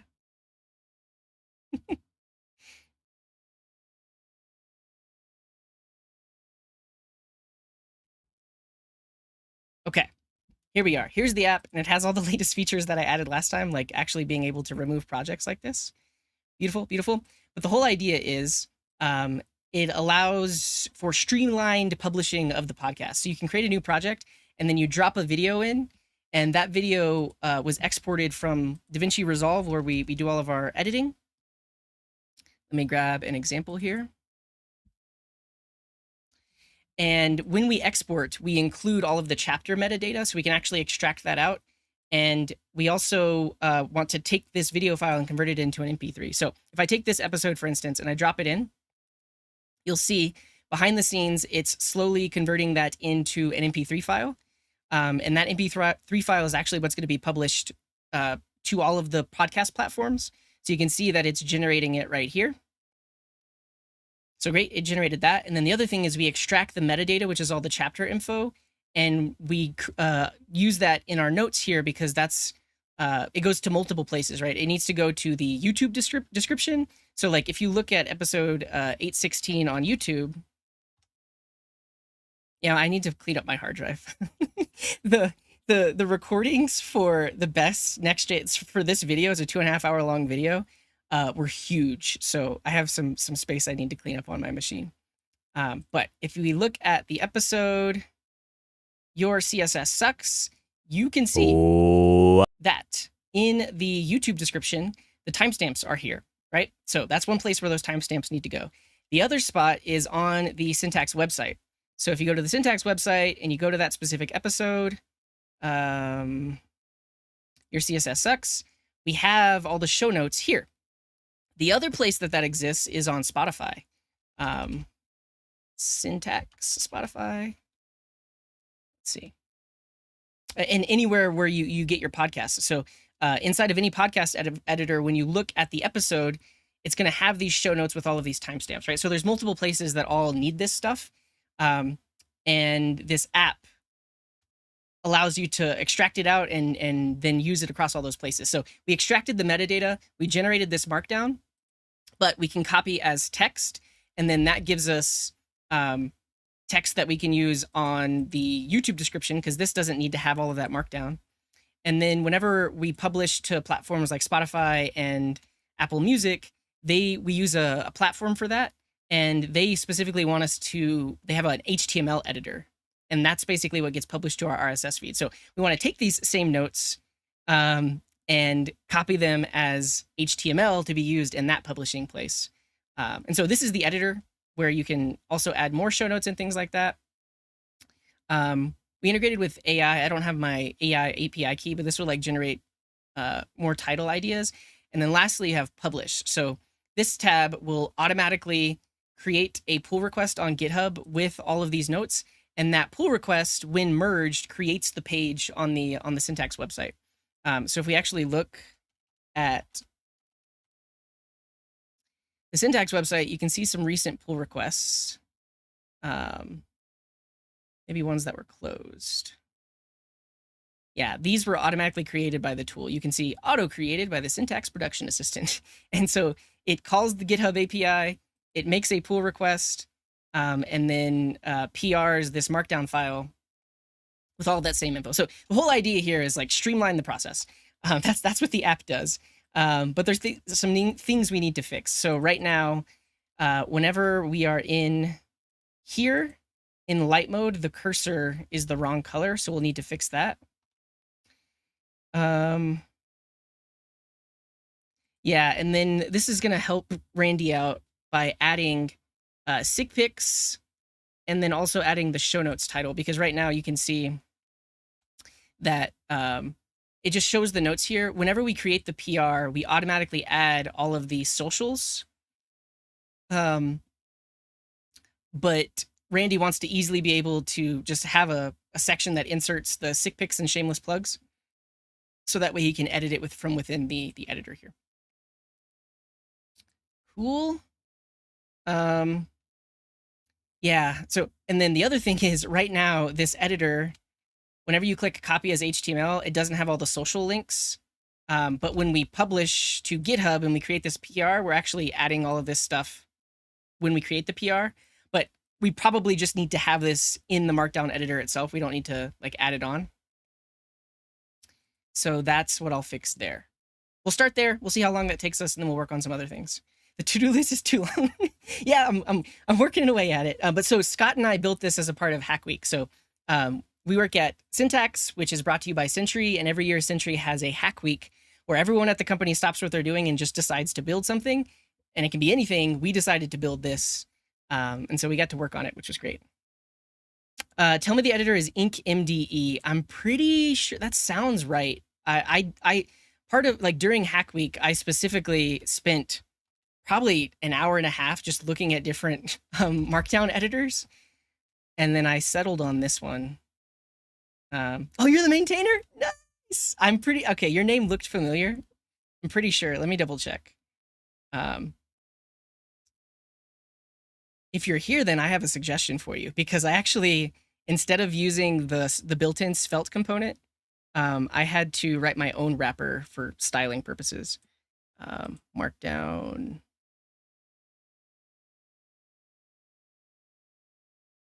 Is it in components?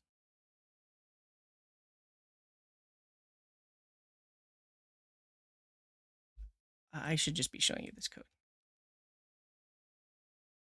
I'm pretty sure I guess I could look at the package JSON, but I'm pretty sure we used IncMD. That sounds so familiar.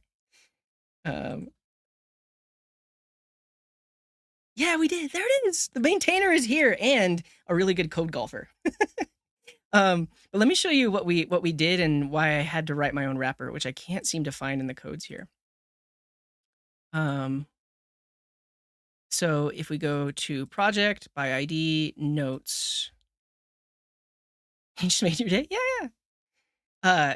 Of all the ones I tested, this one was just like it worked the way that I wanted it to. There's still some things we need to switch up, but yeah, it works. I thought we wrote a custom wrapper component. We must not have.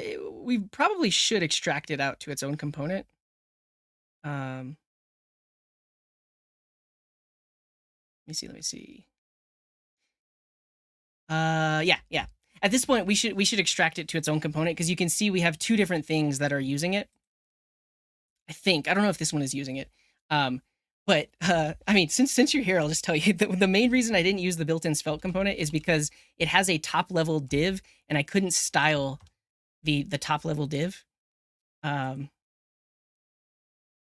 yeah, if we look at the inc MDE component, this actually, I mean, maybe could I have passed styles to the element itself? Would they have automatically gotten forwarded? I don't know. It was hack week. I think I was rushing, but basically I used the component and then I was like, oh, I can't apply styles to this element itself. So then I just wrote my own wrapper that pulls inc MDE directly and then binds it to an element. So yeah. But yeah, one of the things we also liked about it is all of the CSS variables that you made available. Where are they? We haven't touched them yet because we haven't found the time.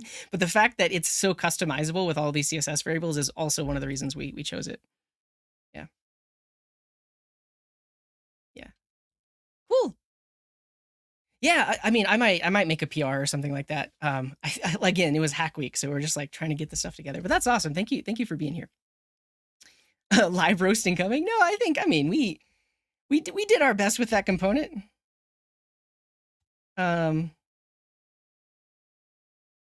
because see, I wanted to apply all these styles directly to that top level element.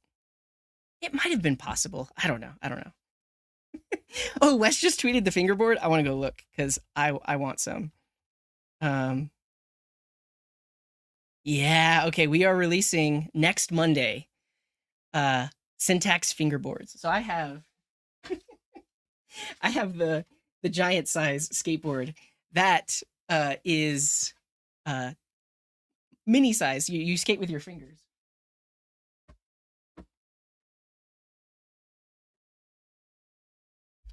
But yeah, it's gonna release next week, and a couple of hats are gonna be released. I think Scott and Wes teased what the hats look like.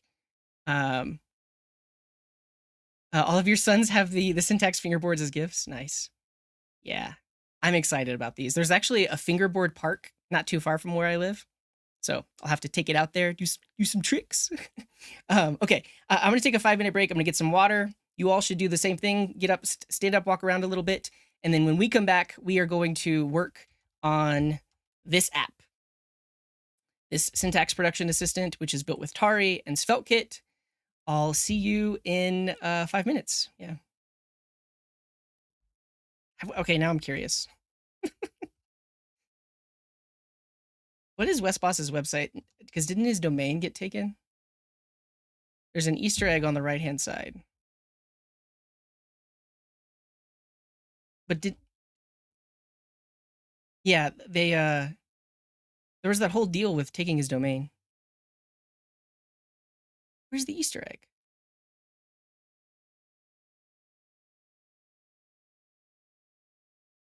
Is my window too small? Make my screen really wide. I might have to do it on a separate screen. Make it really wide. Oh. You won't be able to see this because the monitor I'm streaming from it doesn't have it. I mean, maybe I can. Yeah, look at this. On the right-hand side, it says, wow, you have a big screen. Or yeah, it says, wow, you have a big monitor. That's great. Okay, back in 5 minutes. Stay awesome, and we'll see you soon.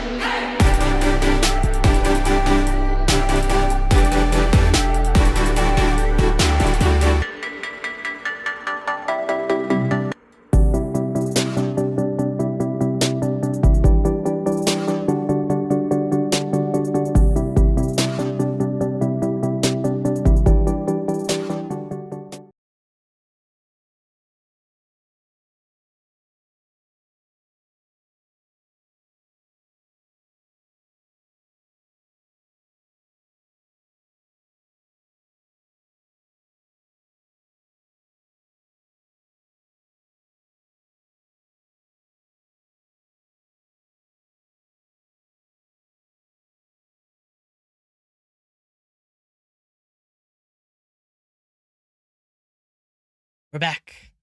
Welcome back, everyone. Hopefully you took a quick little break. Let's get into it. Let's write some more codes. So we're working on the Syntax Production Assistant. It's this native app here built with Tauri and SvelteKit, and we have some bugs to fix. So the first bug is the blinking cursor in light mode. And how am I gonna get that? I guess, are we using a theme for like light and dark mode? I could change my overall system settings. I'm curious. I'm just gonna look at the top level CSS. So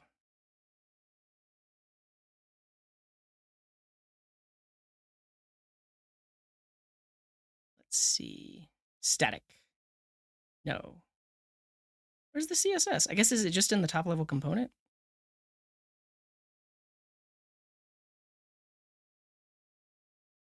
The top level route in the layout? Oh, there it is. Styles to CSS. That makes sense.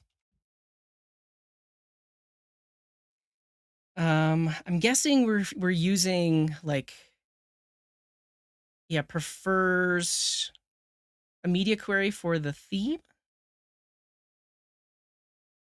Yeah, so if prefers color scheme light, let me override it.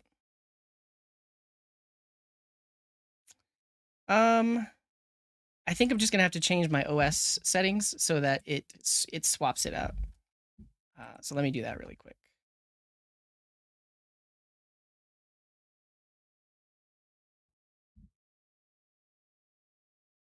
Whoa, everything's instantly brighter.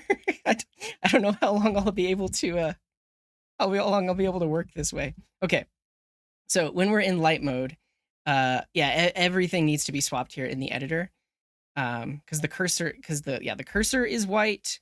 Our top bar here is the darker color. What does it look like in dark mode? Oh yeah, it's the actual like editor stuff. Okay. Let's do our best. So we need a media query for prefers light, and then we're going to override the editor styles. So if we head into the notes page, we can see that there is an editor class here, and that's where we're setting all of the styles. And we specifically need to add a media query in here that overrides those styles if they are in light mode. And I think when we instantiate the editor, we also pass in appearance. Yeah. We're gonna need to watch we need to take into account the user's preferred their preferred setting, dark or light, and then pass that in here.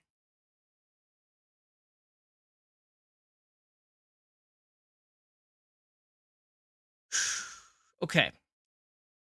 First of all, I think I'm just going to refactor the editor into its own component because we are using it in two different spots here. Do I need to refactor? I'm just going to get it working first. Okay, I need a media query, like a live. There's a way to do a live media query. JavaScript media query.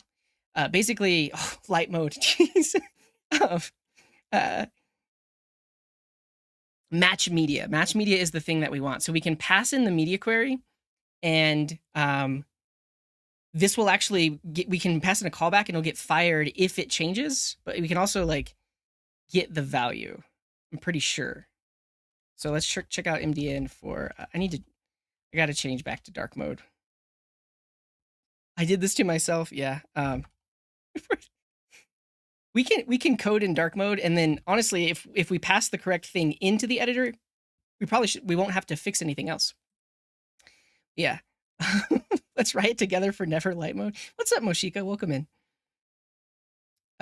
Trick the app to use light mode. Right now we're just using the system preferences, the thing. There would be a way to do it. There would be a way to like store it in local storage and give the user a toggle. Right now we're not doing that. We could add that, but I'm not going to worry about it. Yeah, I need match media or JavaScript. Um, this isn't the one that accepts a callback, though. There is one that accepts a callback when it changes.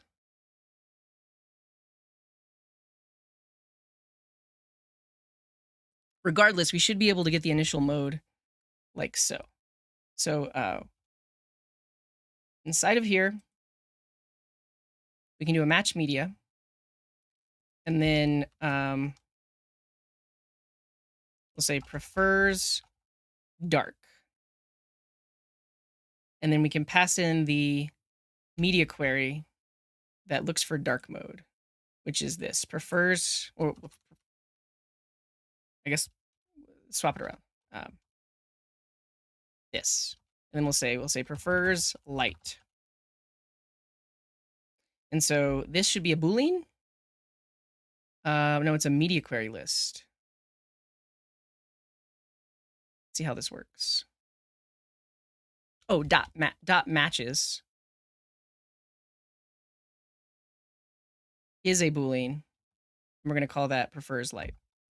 But I forgot, in this code base, we use underscore case. I forget what that's called. Okay, prefers light. So if prefers light is true, I'm actually going to put this into a variable called appearance. So then I can just pass it into the other two. Snake, yeah, it's snake case, yeah. So the appearance is that. Great work, Codium.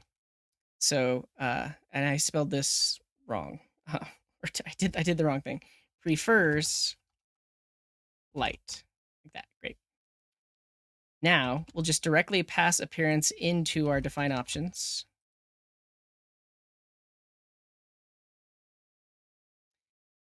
And that should be all we need, I think, except if we have any specific styles that are dark mode styles, then we'd have to override them. But I don't think so, because I think shader tint is going to be set to the right thing depending on dark or light mode. So this should be good enough when the page loads. What we potentially have to worry about is if the user's preferred scheme changes while the app is open, because this isn't going to be dynamic. But let's see if this gives us what we expect. We'll turn on light mode and refresh the app. What's the best way to do that?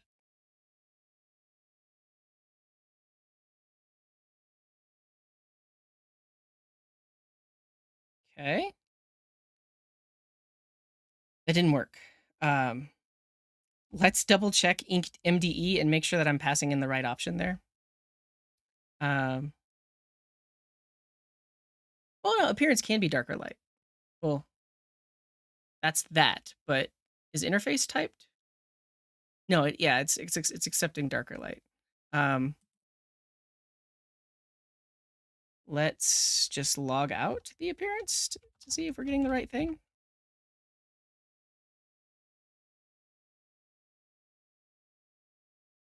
Appearance is dark. Change to light mode. Refresh. Appearance is still dark.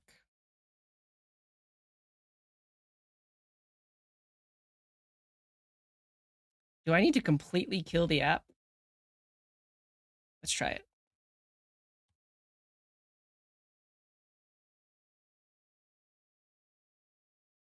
Oh, I mean, this is actually amazing to have the creator of the editor in, in the chat. It relies on the system value. Does your app let the user override dark or light? We don't. So we should just do auto. Great. That should fix our problem then. Okay, we'll do auto. Sick.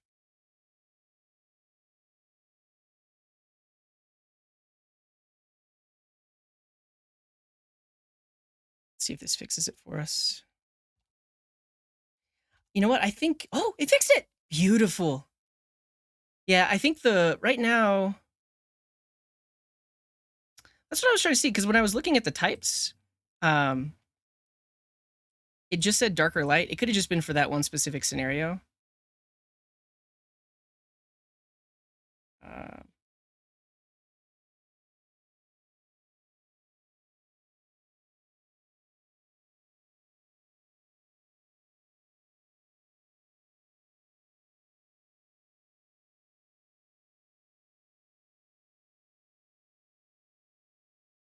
Your types are right. It can accept auto. Okay. That's great. Way less code for me. I'm curious though, does it listen to the and then now, yeah, look at that. Thank you, David. That's actually amazing. You're just here and you can just help us. And it is. Your library is already listening to the to that specific media query. Beautiful. Another reason to use Ink MDE. Sweet. That's one bug fixed with 2 lines of code. Nice.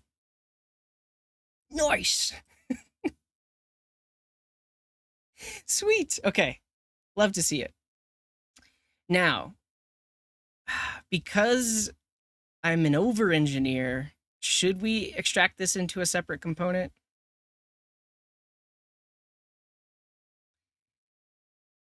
Yeah, we should. Since I'm here, I think this is one aspect of like reducing the amount of tech debt is extracting things out, reusing stuffs. Though I think it's going to be a hard refactor. Like if I look at how many places where, yeah, I'm doing like this after update.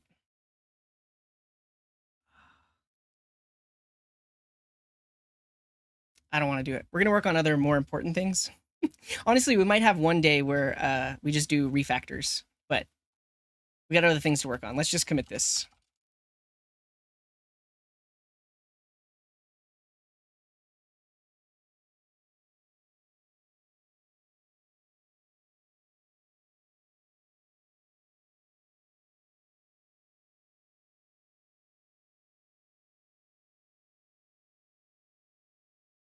Cool.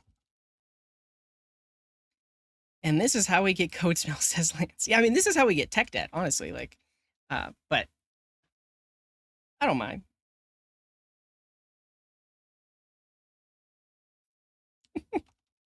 Let me open up a PR and then we'll work on the next thing. So when I open the PR, I can say that it fixes number 26.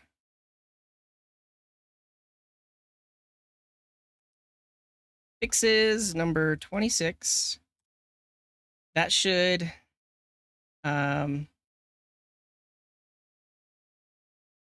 link up the issue automatically. Thought that it would.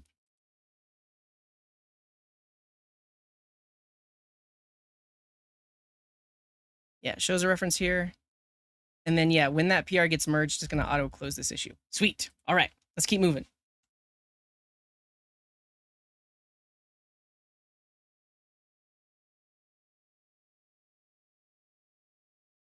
The next issue we will work on is adding sick pics to notes by default.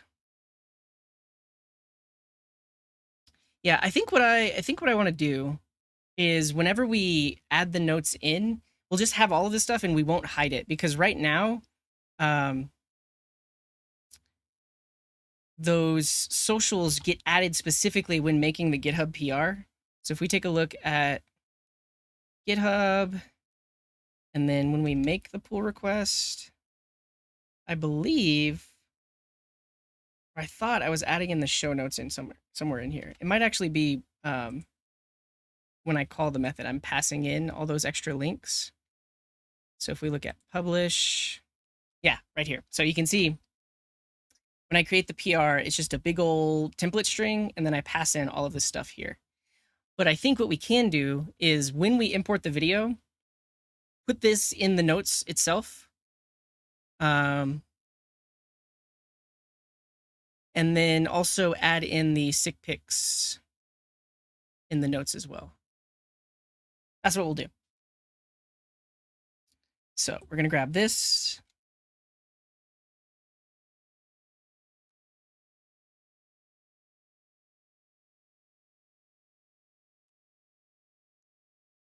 And when we actually create the notes, which is over here after they get imported, I'm going to add this in.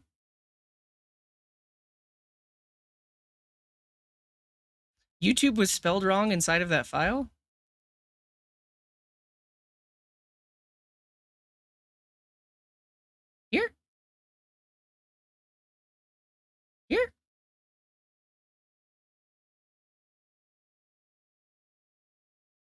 Oh, here. Gotcha. I mean, might as well. Good catch. Good catch. Okay. So this file specifically loads in, unless it's a prop, ID and path name.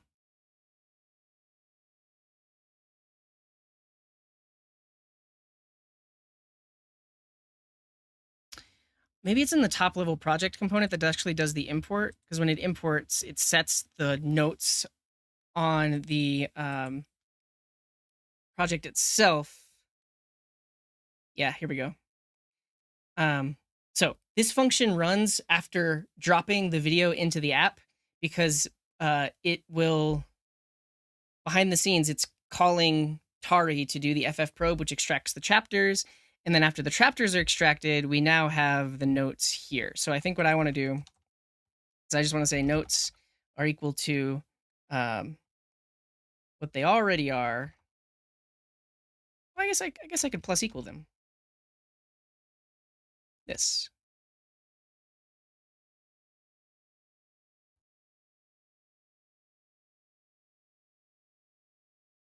And then we'll just make this a let, because that will add that there. And then we also can put the header right above it.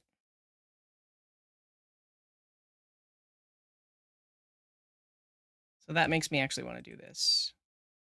We can say show notes, notes,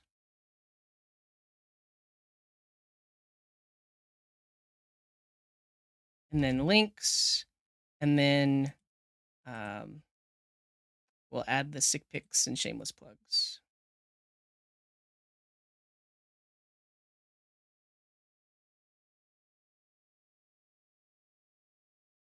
Like that.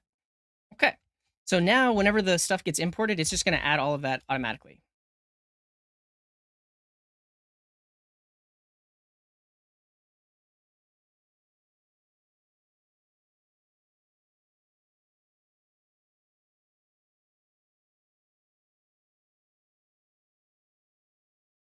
If it's spelled wrong, it's a to-do, and it's probably my fault. Honestly, I think I added all of those to-dos.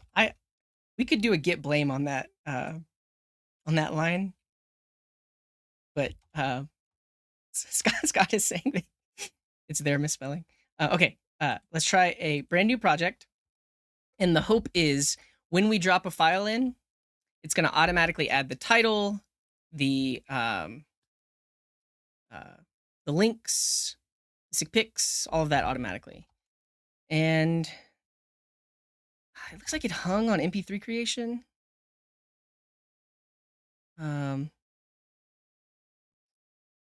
Maybe I just need to restart the app, but it did hit all of this. So check it out. Now it says show notes.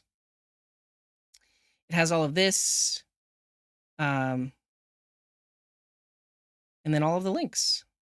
Beautiful.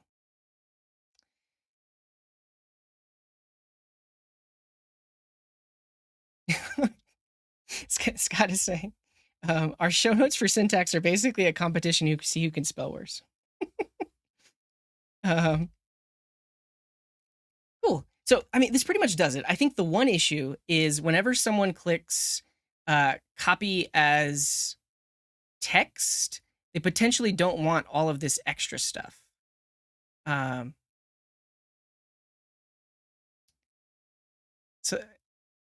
So this app needs AI to run over the show notes and fix spelling errors? Probably not. I think Randy's really good about not having spelling errors.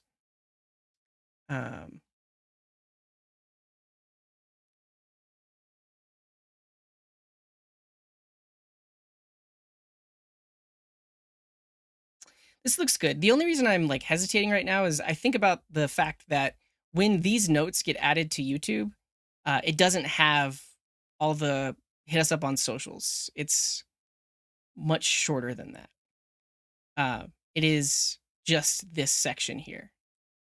So I think what I need to do is whenever I kind of want to change this button, instead of copy as text, it's like copy timestamps as text, because that way we can only, when they do that, we can only give them this and not all of the extra stuff. Because the other thing I'm thinking about is like we could have checkboxes that say like include sick pics or include links. The only issue with that is like figuring out where to put them. Like, do we put like, if the notes are already there, do we just append them to the bottom? I kind of like leaving it this way and then changing this to copy as YouTube text and then only pulling the timestamps there. I think that's what I want.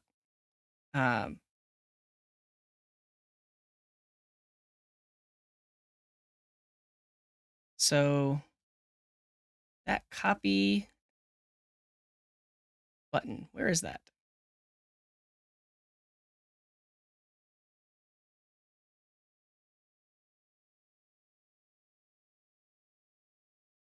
Oh, that's going to be on the editor page.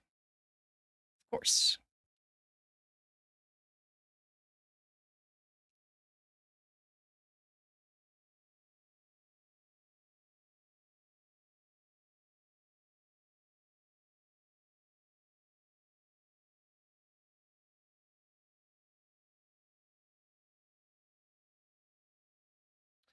We have the person that actually cares about this in the chat. What's up, Randy? So Randy is our producer, and he is saying, is it possible to copy the timestamps and above? It would also include the episode description that's added after. Is this the decipherer himself? Yes. So it could, honestly, that makes me want to put these two things like in a separate editor that we then combine together at the end. Because if that's the case, you can have a checkbox down here that says include sick pics and then include social links. And if you don't check sick pics, then it's just the social links. But if you, you know what I mean? That kind of thing. Because, and I guess the other thing is the summary, that might even need to be a separate box. Because like for YouTube, I guess you are including all of this and it does have the word show notes on it. That's what I was concerned about, is like, does it have the word show notes? And it does, because when we render this out, it would just remove the heading there. Yeah. Okay. How are you feeling about that, Randy? I'm thinking sick pics and then also the socials are just checkboxes. Honestly, well, I guess sick pics and shameless plugs we would need to have text, but socials are always the same, right? This never changes. Is that accurate to say? Yeah, and I mean this front matter editor is technically an editor instance as well.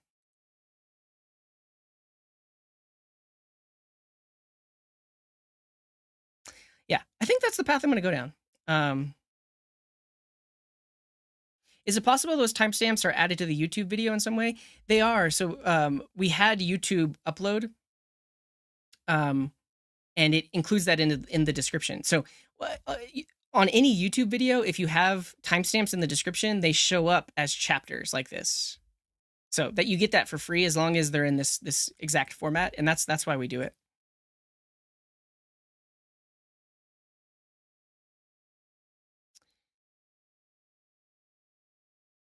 A drop down menu with only show notes.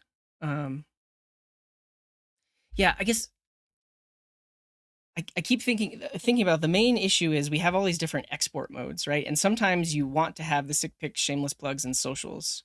Sometimes you don't. Like the text that goes to our podcast publishing does include sick pics and socials, and then the text on the website does include sick pics and socials, but YouTube does not include sick pics and socials. And is that the only place?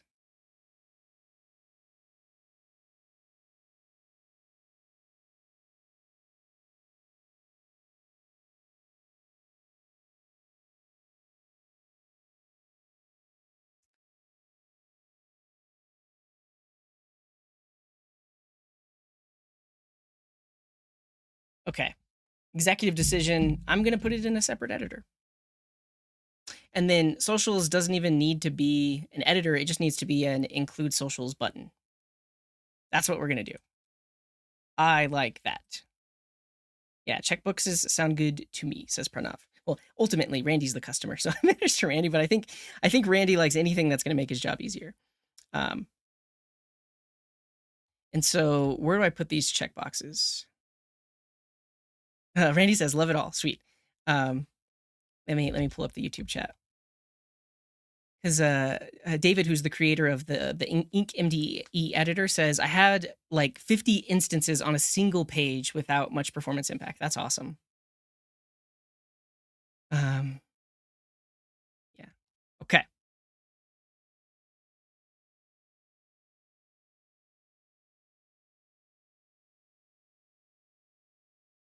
Yeah, I think Aaron has it, and that's where my mind's going. So if you check the box that says include sick pics, it opens up an editor with the default text, and then you can add them in. And then if you check the box that says include show notes, it opens up that editor with the default text, and you can change it if you want to. I think the other aspect is there should be a button specifically that's copy show notes. And so that's going to be the copy button for just this editor, not the other two. And then the other buttons include everything. You see what I'm saying? We'll get there. Okay, first of all, we need some checkboxes. And I think I'm just going to put this below the editor. And honestly, at this point, now that we're going to have multiple editors, I probably should extract it into its own component. But let's just get the checkbox working first. So right here, we're going to have a section. We're going to have an input. Type is checkbox. I don't want to bind it to that, but we'll pick a variable. We'll create a variable called include sick pics. And then we'll wrap this in a label too.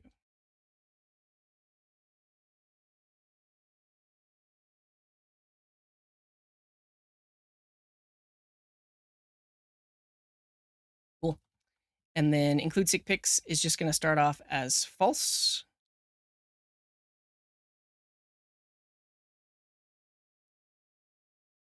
And we're using runes. So we do $state, starts off as false. Beautiful. Now, let's see what this looks like. It's going to be at the bottom.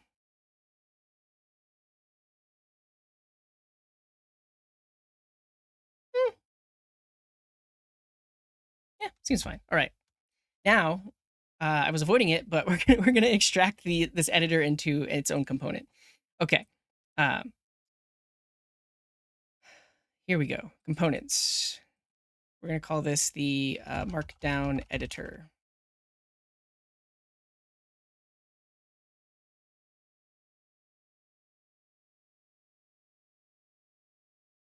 Make sure it's TypeScript.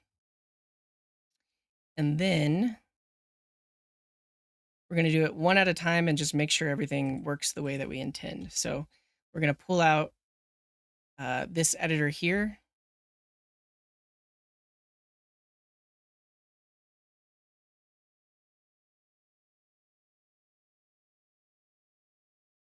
And then in our component, it'll define these options. We pull define options in from Ink MDE.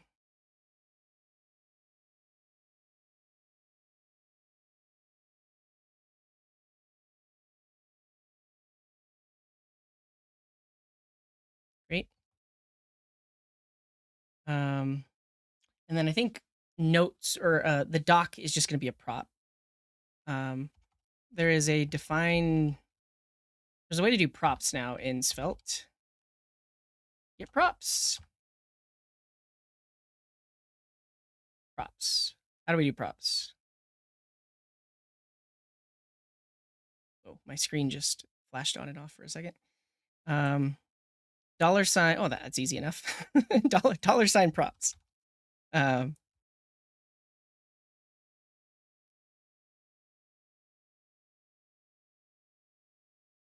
And can we type this thing? I probably should just look at the docs for Svelte v5. What do we do with these to type it?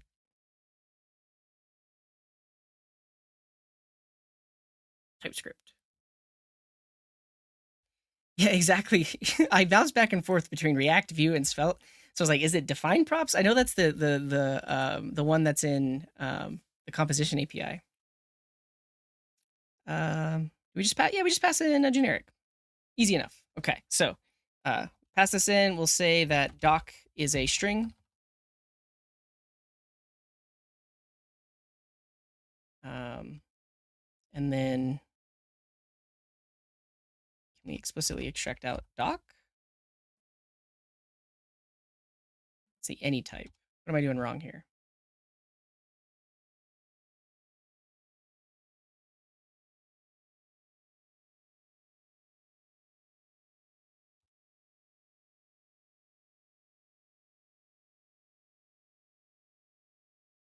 I think TypeScript just isn't working. This should be how it goes.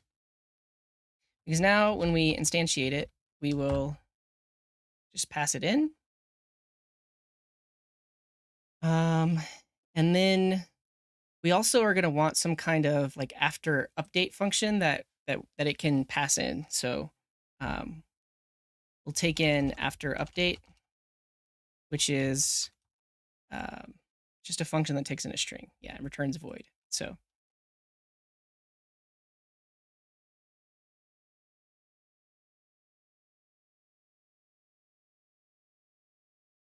I mean, I guess technically you could pass in all of the options, but I think every one of our editors is going to have the same option, so it makes sense to abstract it this way. But after update is a function that takes in a string and returns void. Great. And now we can call that here. So we'd call after update with the doc. I mean, technically, I can just do that, can't I? Cool.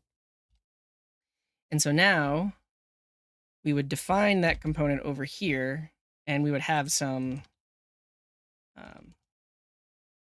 update function that takes in the doc and does this.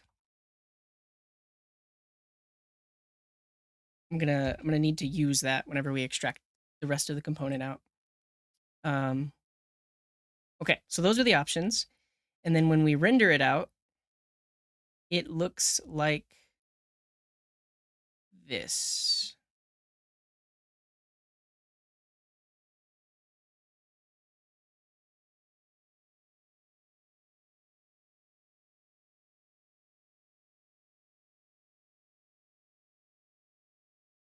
And then we have an editor instance.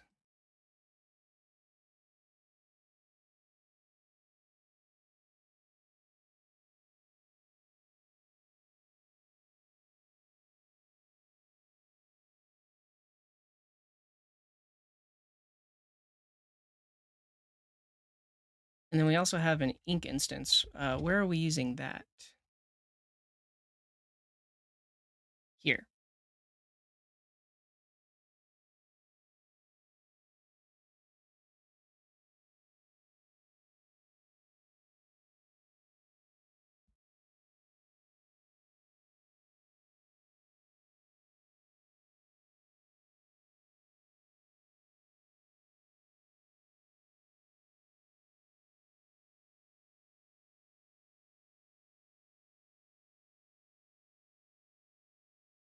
Okay. So we've got the instance. When the component mounts, when it's available, we then instantiate ink and create an instance. Oh, we can use, so Scott is saying we can use custom events. And then you can do on custom. Okay, we'll do this instead of the after update. Well, you can do it with regular JS. That's how I was going to do it. That's kind of like the React way, but we'll try to use events. And I'll figure out what that means in the docs. Okay. Um, declared but never read.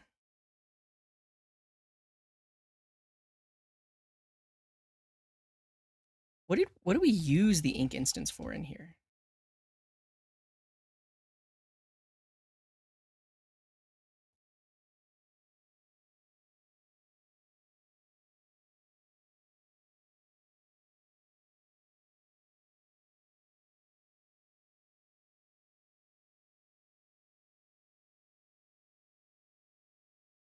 Are we calling like instance.update or something like that?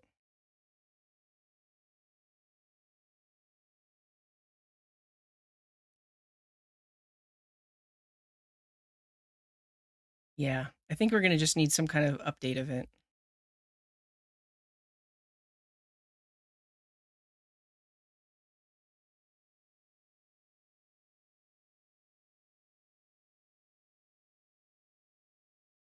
Why is this complaining? Possibly no. That's okay. Okay. At this point, I'm going to try to render out my Markdown editor.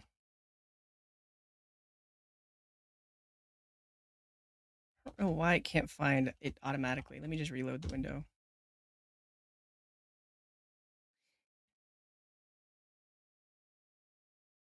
I think it's a remnant. I think the code before needed the instance to call update on it, but then later on didn't need that anymore. Unless were we exporting it? No, it's just a let. I think it was left over from before. We'll probably need it for something because we're going to need to call update on it, and I think I'm going to make an event available called update, so we can manually change the document. And then we will accept a prop called visible. That's fine.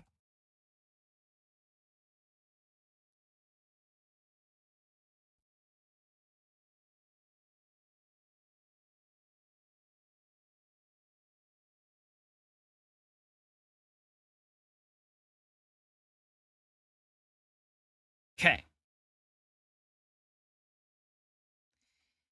Next, we also need the styles here.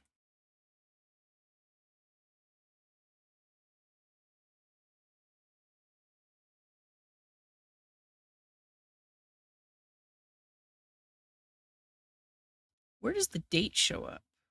Oh, it's all broken right now. I'm just gonna bring all of these styles in for now and then remove them as we add other stuff. Okay, so these styles exist. Yeah, we don't have a date input here.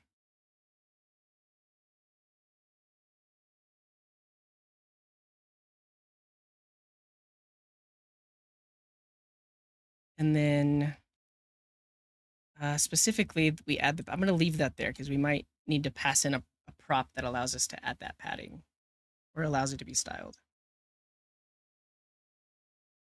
And so if you're not familiar with Svelte, by default, these are scoped styles. So these styles won't leak out of this component. They're only going to be accessible and applied right here. Okay. Let's do custom events now.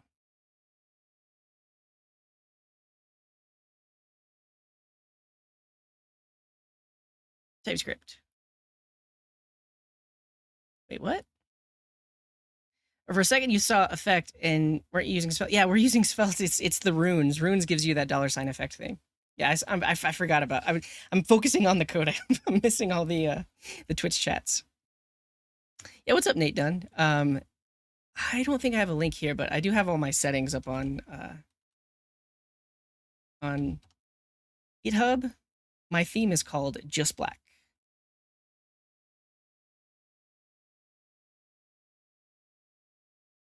Okay. Custom event.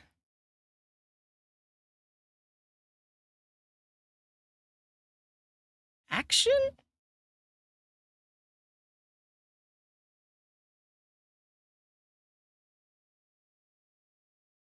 Mihai Andre is asking, have I tried Vim? I have. I've never spent the time trying to configure it and make it what I want. And I have not tried Vim Motions, no. I've probably been programming too long to finally decide to pick up Vim. I have to stay not using Vim, I guess. Okay, so we define an action that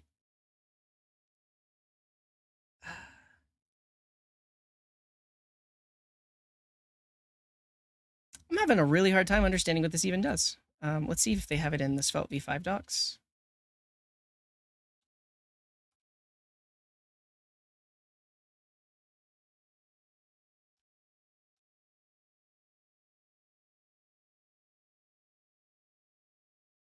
Actions are functions that are called when an element is created. They can return an object with a destroy method that is called after the element is unmounted. Okay.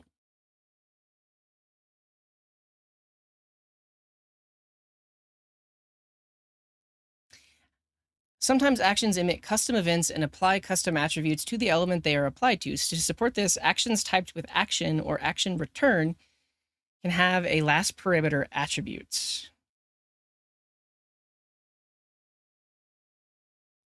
Where is handle emit coming from?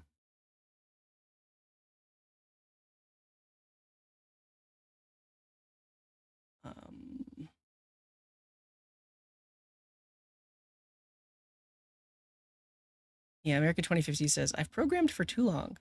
We have way more programming to come. It's probably true. You make a svelte action, which is basically a life cycle for a DOM element.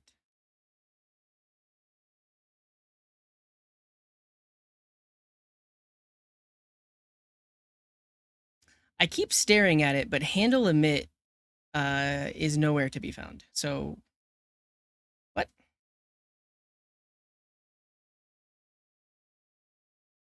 Okay, it's not meant to be. It's meant to be like you define it yourself.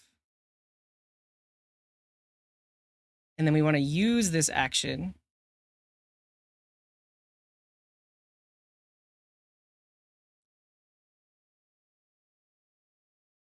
You pass in some prop. I'm gonna be really honest, Scott. I don't think I want to use this. This does not seem easy. Like, because I can't even. So there's two scenarios, right? We have, we define the component here. The thing that will need to be the receiver of events is the opposite side. Is going to be over here. So like over here, there needs to be like an on update, and then something like this.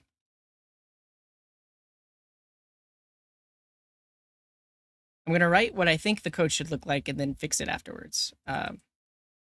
So let's just call this on notes update. I like that. So when update happens, it's going to call this. We should be good. And then I need to import Markdown editor.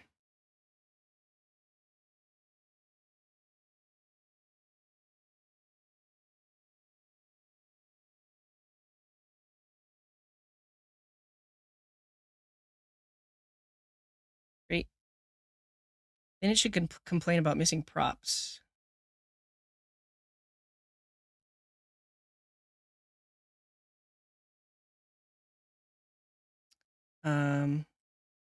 So we will pass the doc in as notes. And then we'll pass visible in as editor visible. And we'll get rid of this after update.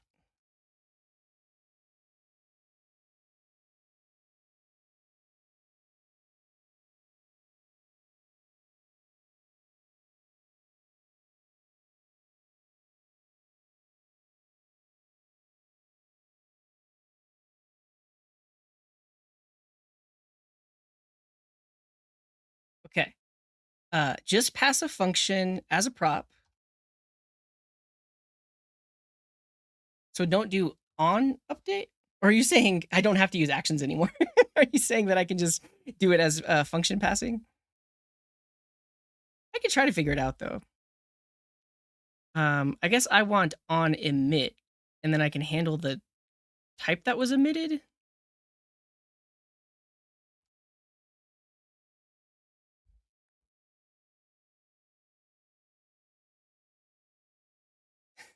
Scott says just use prop passing. But now I'm hard headed. I want to figure it out.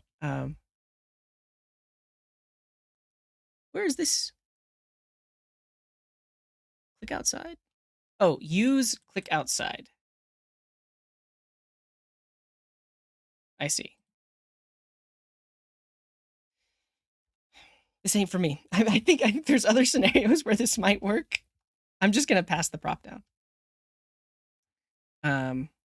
So yeah, we'll do on update. And now over here on update,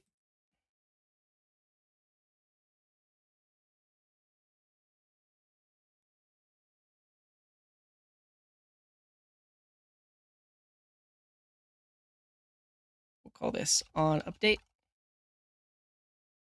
And then after update, which takes in the doc, we'll call on update with the doc.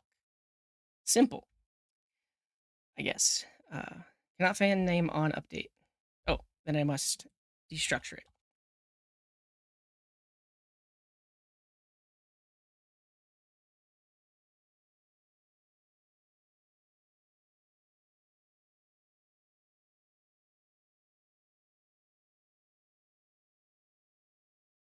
Okay. Is that it? Did I do it? Do I have a custom component now? So yeah, we have this editor here.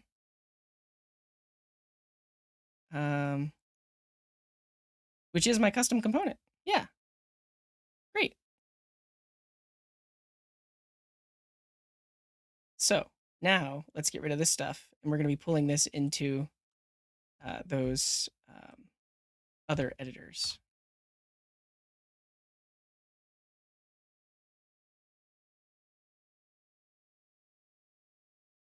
I should be looking at the dev tools too, because there could be things going horribly wrong.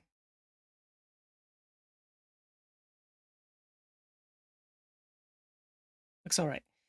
Okay, so now that we have ourselves a little component, we can add another one below the sick pics.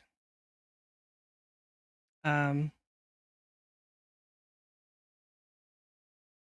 so this is going to be visible if include sick pics is visible.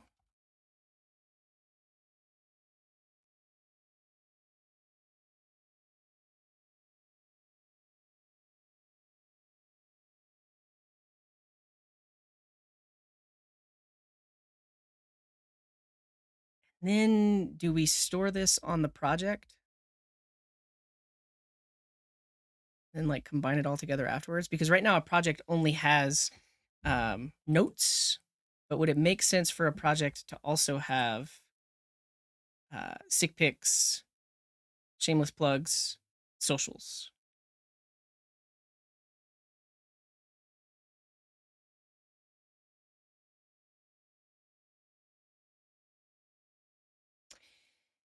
The thing is, we're already storing the chapters. The chapters are basically the timestamps.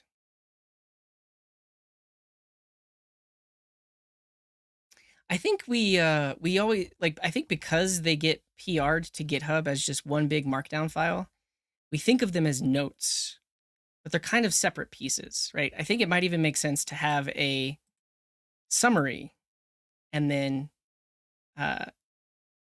notes, which are the timestamps, and then socials, and then sick pics, and each one is a separate property on the project. And the main reason I want it to be a separate property is so that they're all saved separately, and then whenever we make a PR or whenever we do a copy, we combine them together accordingly. I think that's got to be the way to go, because we already have one for front matter. It's got to be it. I'm going to create another prop called sick pics, and then another one called socials.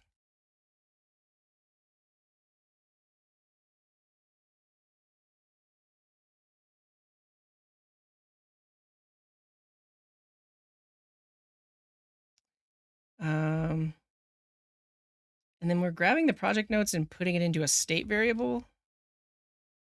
Guess we want to do the same thing with sick pics.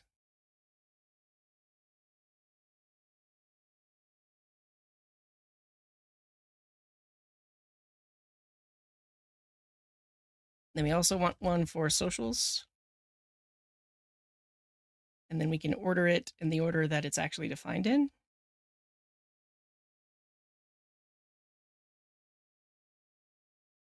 Ooh.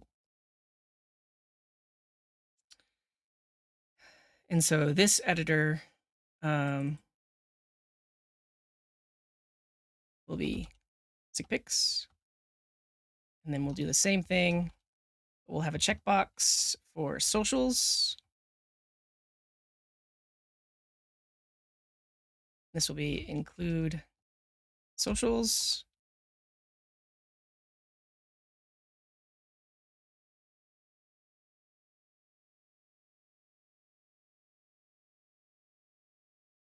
And the doc will be socials. Okay. We're not passing in the onUpdate function because up here, what does onUpdate do?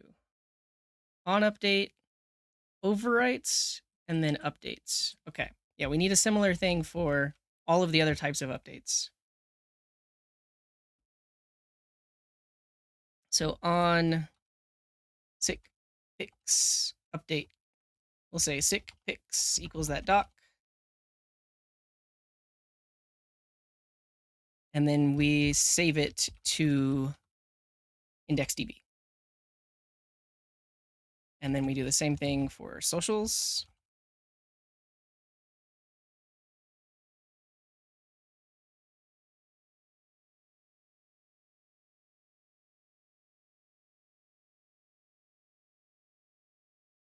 Cool. Now I need to pass those in. I also need, are they visible variables? I'm going to rename this from editor visible to notes visible.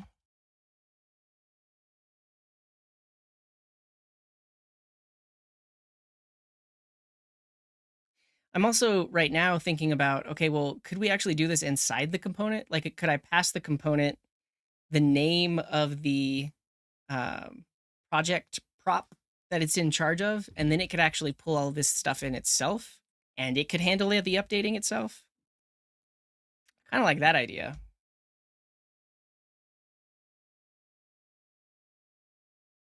Huh.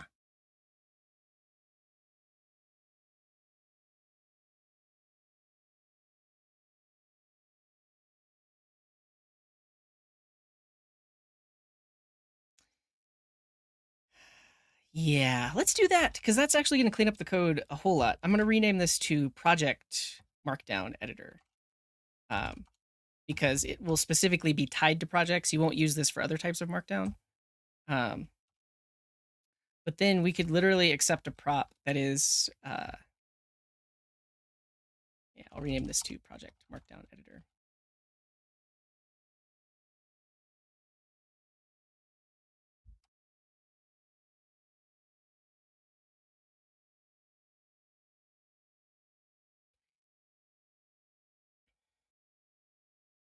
And we can tell it that the field is notes.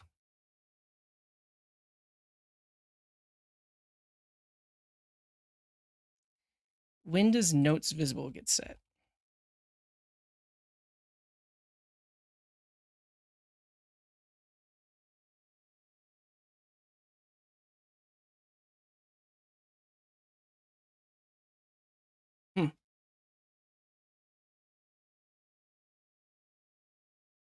It's just based on whether or not there are notes. I think we want this all the. I think we want it to be visible all the time. Because I know there's a bug that if you delete all of the text in the Markdown editor, it just like disappears.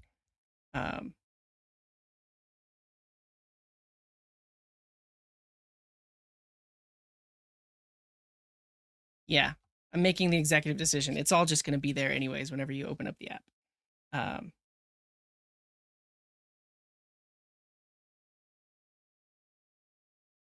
That's what I'm thinking. Okay. But now, if we just pass in the field, we don't need any of this other stuff because it can all handle it internally. Like this. And so over here, field is going to be a key of project. This project has all these properties, which means field. Why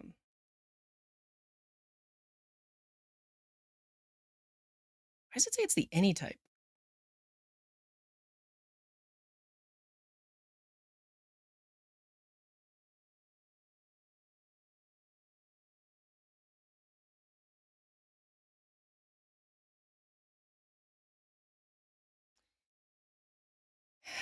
This should work. I mean, honestly, I just want it to be the string fields.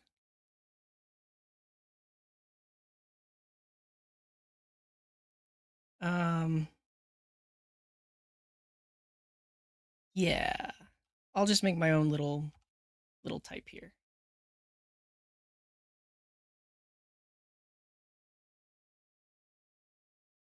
We'll do it on the other side.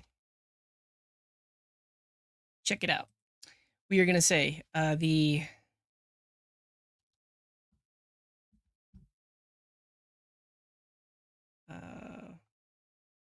markdown fields, project markdown fields is going to be project, but we're going to use pick, which is a TypeScript thing.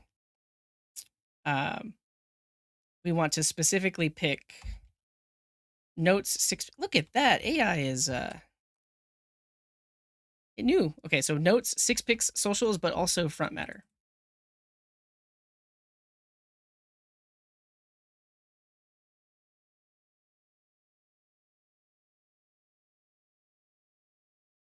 And so now this is a type that only has those properties that we care about. And so over here, I want it to be a key of those. I guess I could have just literally created a type for it. Or I mean, I could have literally just had a type called notes, front matter, sick pick, socials. But I think I have my reasons for doing this. Okay, so we know what field we want to listen to, then we actually have to extract it out from state. So like this, it pulls it in when the component mounts. So we do something like this, but we'd say the doc is app data, which we import in. And instead of saying .notes, we say at field.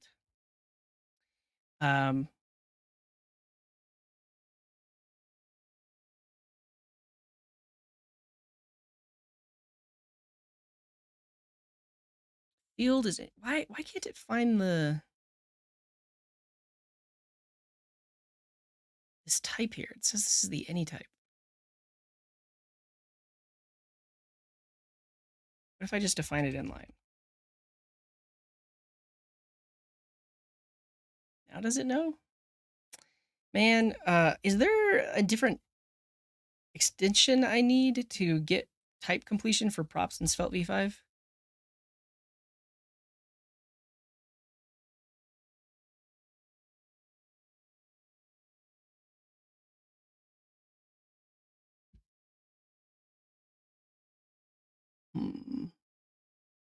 How to type a prop in Svelte v5?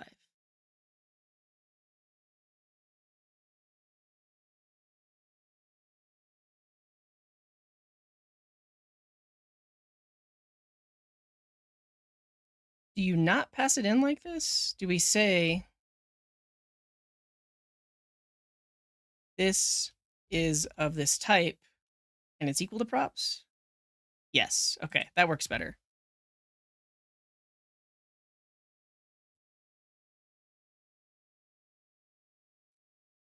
Project is possibly undefined. Can I use the question mark here?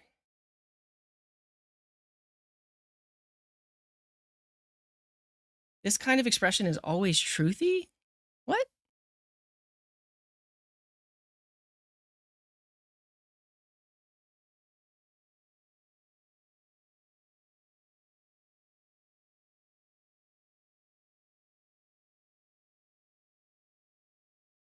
Like that. Because project, we're picking that specific field that grabs the initial value. Cool. That should be all we need.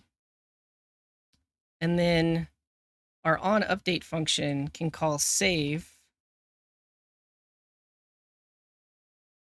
with that specific field.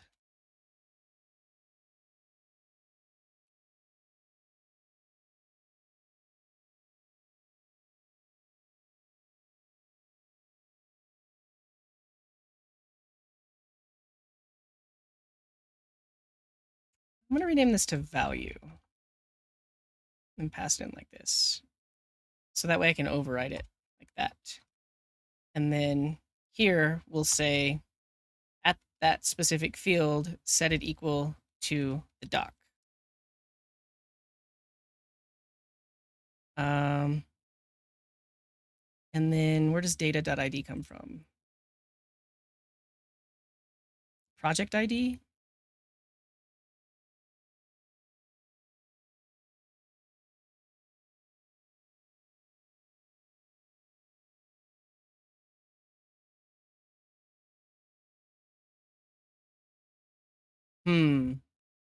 Is there a way to get, I guess I probably just want to pass it in to the component.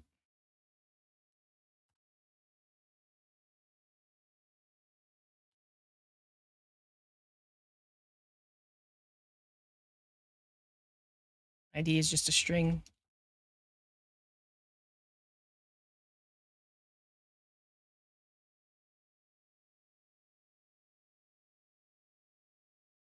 A state referenced in its own scope will never update. Did you mean to reference it inside a closure? No, I guess I know that that's the initial value.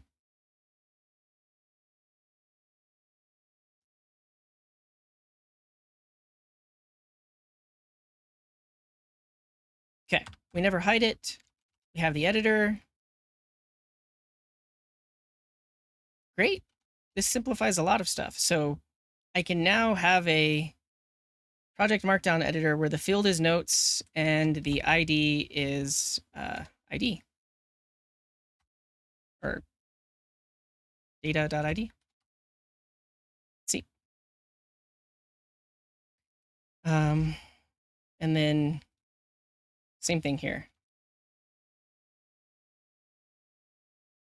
But I can say the field is sick pics. Actually, I should get type completion on this. Yeah, sick pics. And then we want another one. I guess we do want a visible prop for these. Okay, we'll do that as well. But that goes here, and then this will be socials.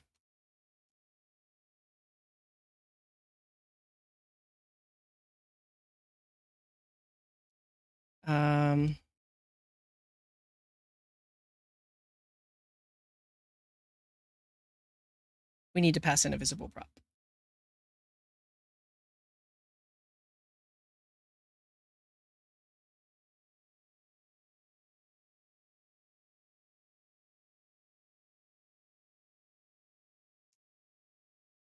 And we need another one for include socials. And then back over here, we can add visibility.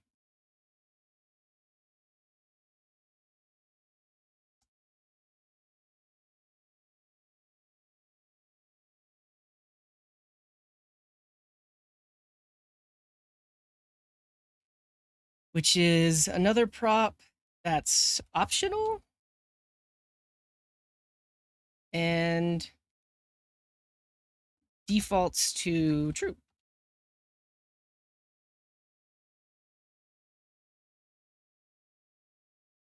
Great.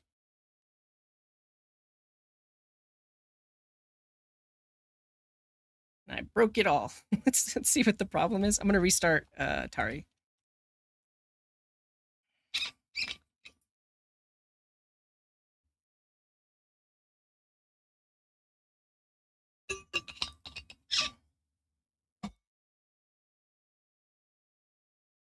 Okay. We go to notes. Everything is broken. Let's fix it. Cannot find variable notes visible.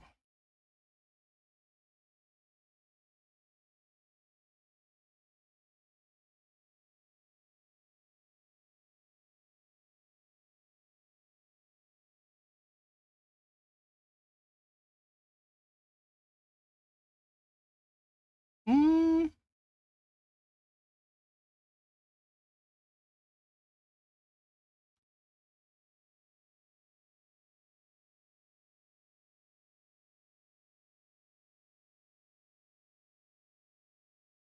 Cannot find variable format front matter editor visible. I guess I'll just put these back for now. Get it working. Okay. So we have a show notes editor. And then if I click this, we have a sick pics editor. And if I click this, we have a socials editor. That was a long convoluted refactor, but I think it was worth it because the main component is now. Oh, you can't even see the app. Give me a second. Sorry. But yeah, basically you can check these boxes and it hides and shows the editor. And now we can give these a default value too. Okay. And our parent component can get cleaned up. So now our parent component doesn't have to care about saving because it's being saved inside of the component, which is good. Yeah, the front matter is like slightly different. It has like a custom logic. So I think I'm going to leave the front matter as not using the custom component, at least for now. Because that would more like be like a YAML editor rather than a markdown editor.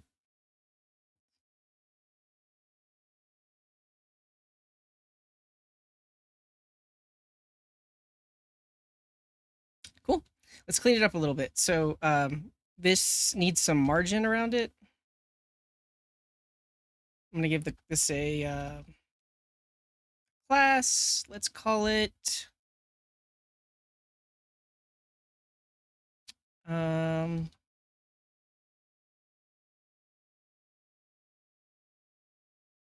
optional editor because it wraps it with like a checkbox.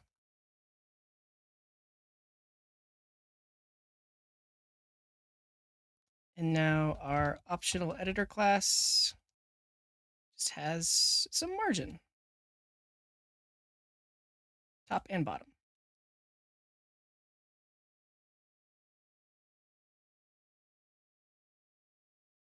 Cool. Great. Now let's add the logic where if it is a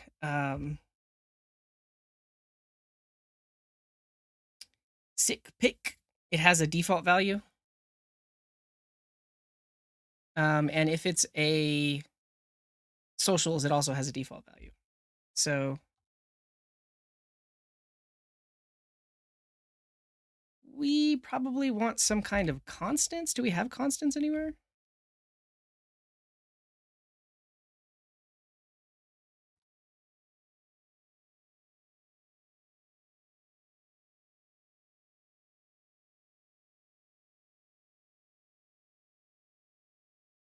We don't.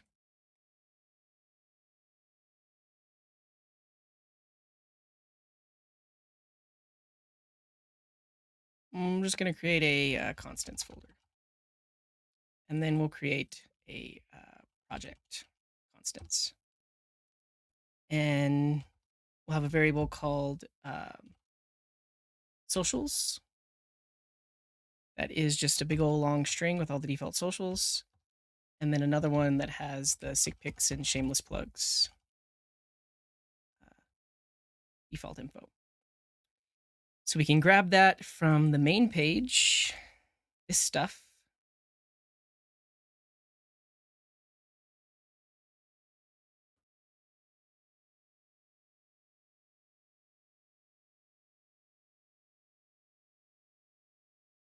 Need to add myself a to-do here. To-do. Add socials and sick pics. Because this is the file that PRs it to GitHub. Okay, so now back over here, we can plug this in.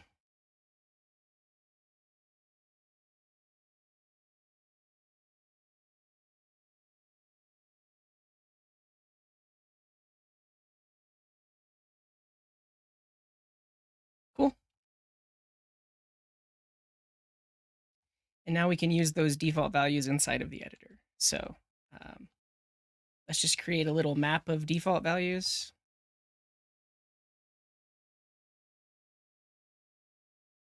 Where we include notes, which is nothing, sick pics, socials.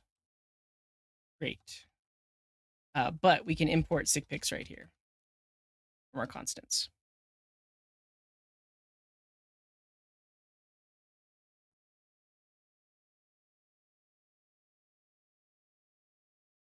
Like that, yeah.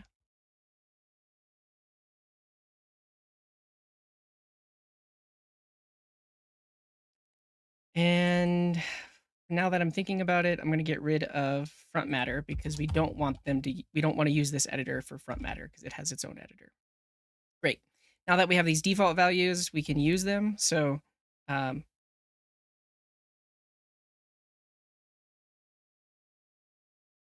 if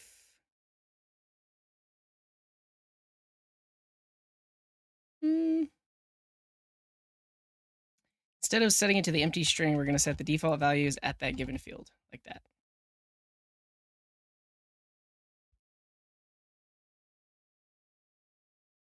Okay. However,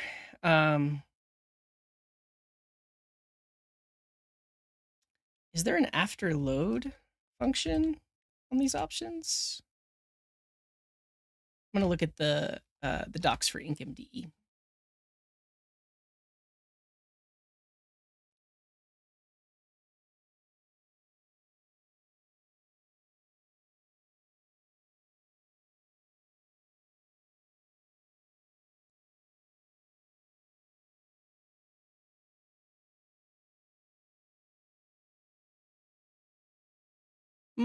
Looks like we have after update and before update.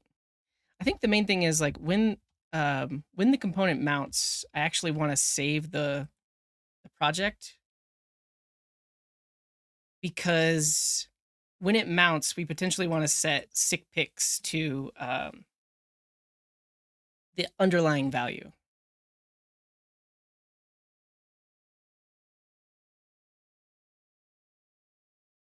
Cool.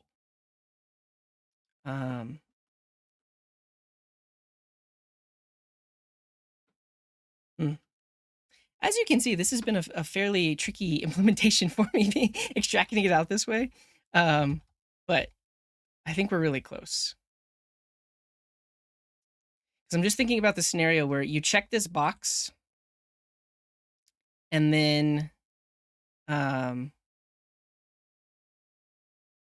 we need to set the initial value. But if you uncheck it, we need to reset it back to the empty string.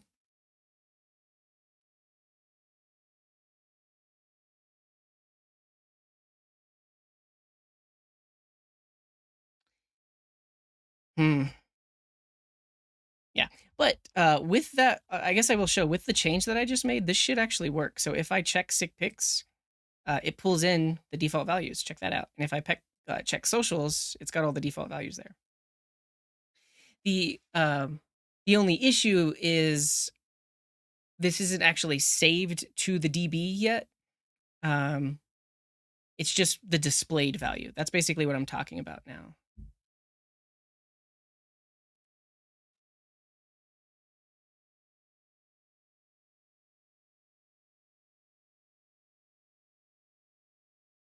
Okay.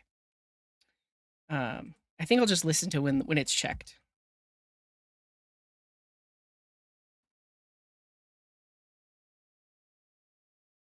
probably literally tap into like the on change here.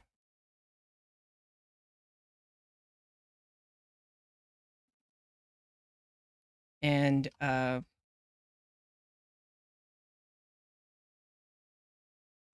I tap in the on change or do I just use an effect? I think I'll use an effect.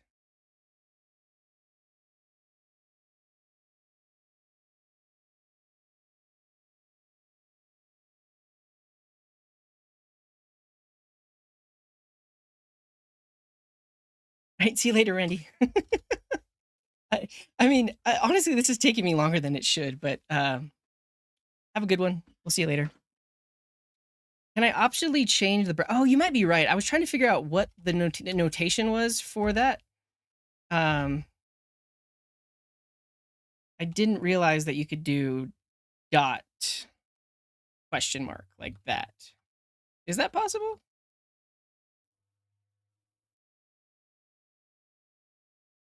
Yeah, I just get a weird error there. Question mark dot bracket or question mark then dot.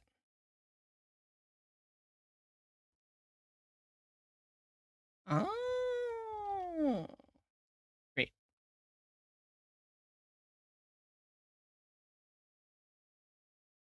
Thank you. Thanks everyone that helped with that.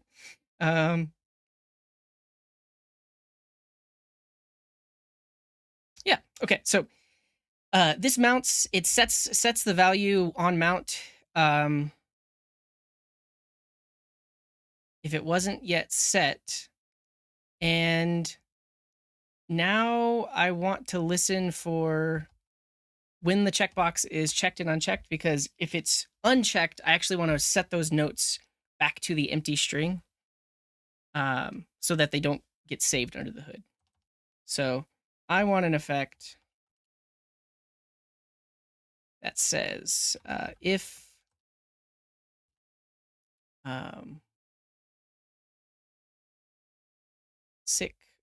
include 6 picks is true, then we're going to save it.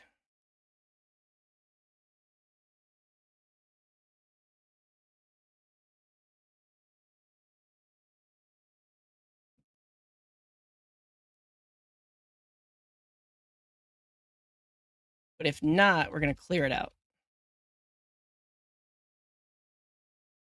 Yeah, and Mihai is asking, is effect like a view watcher?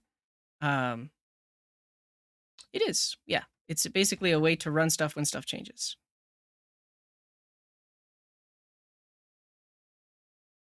Oh, that's good to know, David. I don't know, can we do top level await in Svelte components?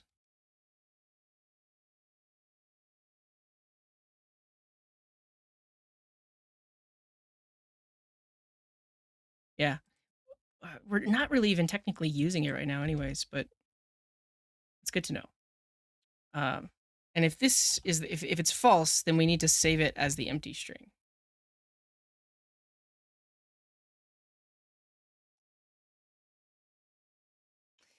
And we can handle this inside of the component. So here's what we'll do. We'll say, we'll need another prop here that's something like, should clear if not visible. And that it defaults to false. It's a long variable, but it is clear as to what it is. And so now inside of here, if should clear, if not visible is true, then we can have this effect that if visible is true, then we save it.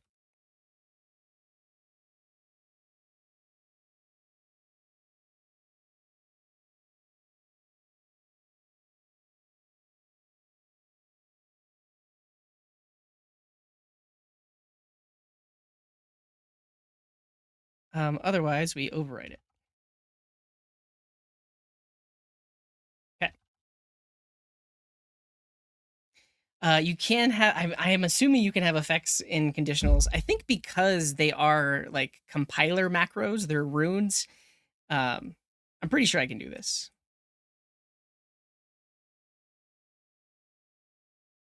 And so now, back over here, we pass in another prop on both the sick pics and the socials.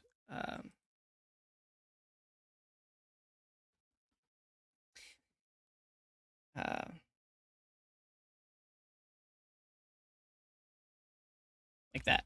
That should default to prop without a value is just true, right?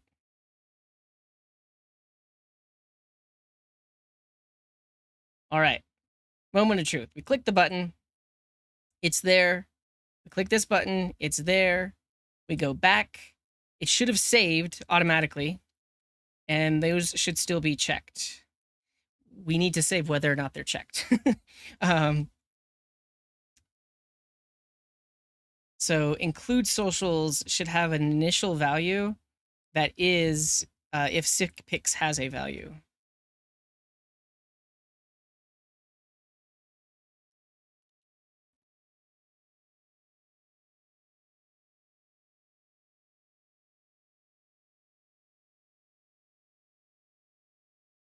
Like that. Okay. And I should be able to update it. Test, test, test. Test, test, test. And now if I go back in, go to the notes, it has those updated values. Great. And then we can include socials too. Why are we doing Python variables? They're not. Is that a Python? Is that a thing they do in the world of Python?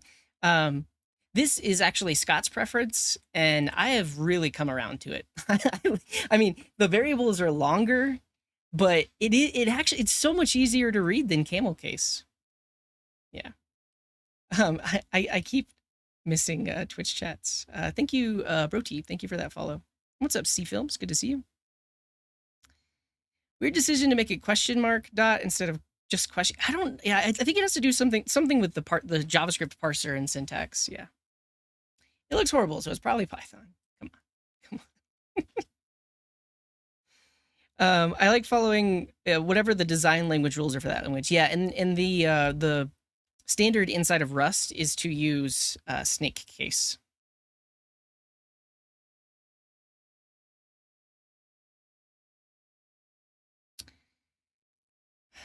Okay, we're closer. Now we have these areas that we can check. Now we need to include them in the actual markdown. That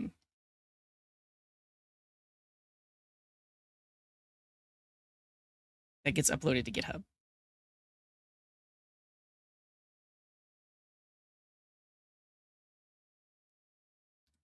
So GitHub API. Well, no, this is going to happen on the publish page. So the notes are there, and then if project.sickpics is a thing. Yeah, thank you, AI. That's beautiful. So do 2 new lines. Yeah, new line, sick pics. And then after that, if project.socials is a thing,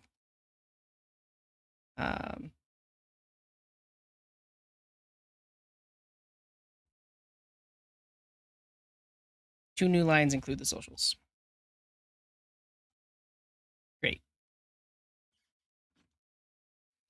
Yeah, and then America 2050 is asking about the front matter and notes. Basically, we're constructing one giant string that will be a markdown file that gets PR'd to GitHub. So if you look at one of the most recent ones, this is ultimately this is the markdown that we're constructing. Yeah, we're putting all the front matter up here. We're putting all the notes, and then socials, and then if there were sick pics, they would get included right here. So if you haven't been following all the stuff I've been doing, this is the ultimate goal. We had separate editors for each of these sections, and then now finally, when they click the make PR button, it's gonna smack them all together and then make the PR there. And YouTube descriptions will only include these two sections here. And because of that, I think our button already works the way we want it to. Like if we do copy as text, that's only looking at the show notes. It's not looking at socials and shameless plugs. So that gives us exactly what we want to paste into YouTube, except for these extra new lines. And I think I can just fix these on this branch while we're here.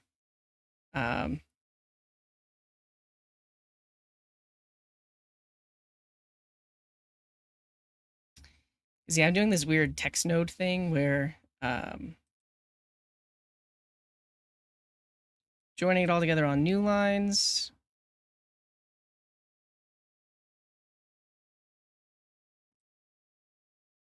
What happens if we just grab element.textContent?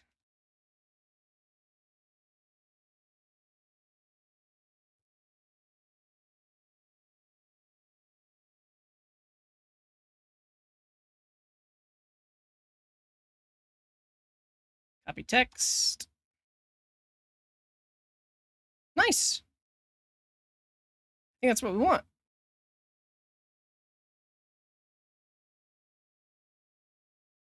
Because if we add a summary,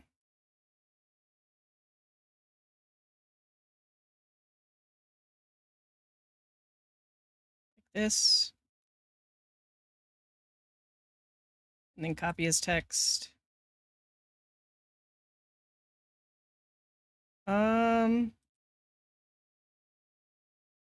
These aren't updating anymore. That's not good.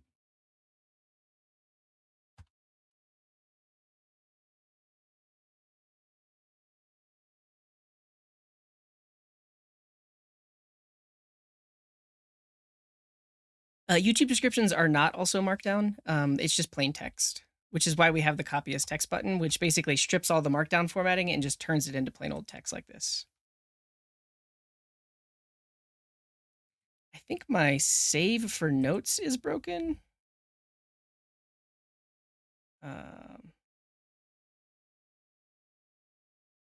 Copy as text. Paste. Go back in. Notes. They're saved. Okay, so the copy as text button has an old value. And thank you, Sock Now. Thank you for that follow. Welcome in. Okay, so copy as text is using notes. Notes is that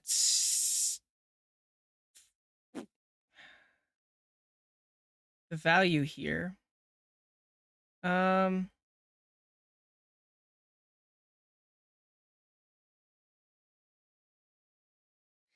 I guess, do I want a state variable here? I kind of want a computed value, like always look at the latest value of project.notes. Is that what state is for? Or do they have some kind of, yeah, I think I want derived.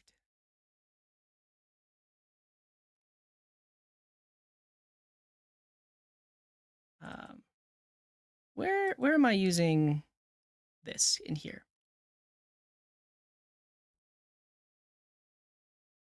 We render the notes. Yeah, I think I just want this to be derived inside of this component.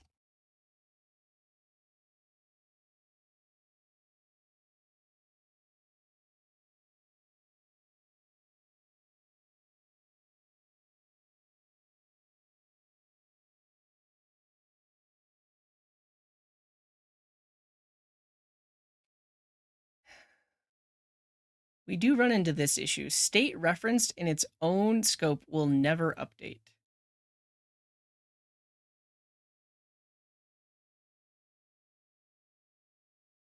Do I make this derived?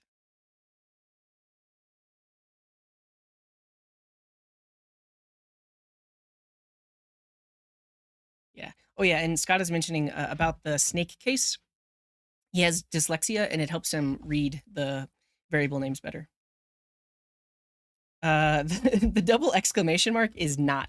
So SigPix and socials are both strings, but I want a Boolean that is true if the string is not empty.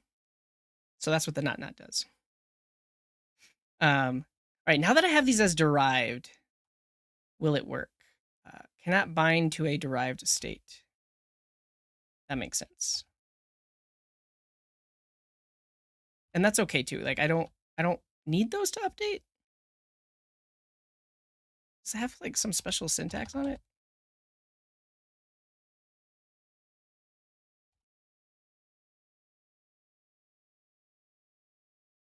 I think this is okay because I only want the initial value.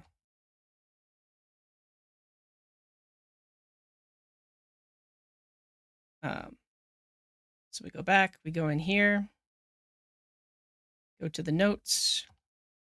Hello, this is updated. We then copy as text and hope for the best. Yes, okay. It includes it. I think the one issue is like it's not including these new lines for some reason, which is why I had that extra code earlier, but I think it's better than a whole bunch of extra new lines. And then updated again. Copy as text. Cool. Copy as HTML. Cool. I think the copy as HTML needs to include sick pics, shameless plugs, and socials.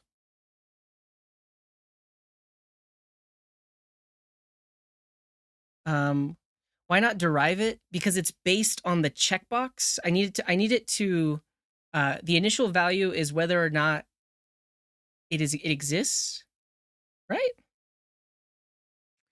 Yeah,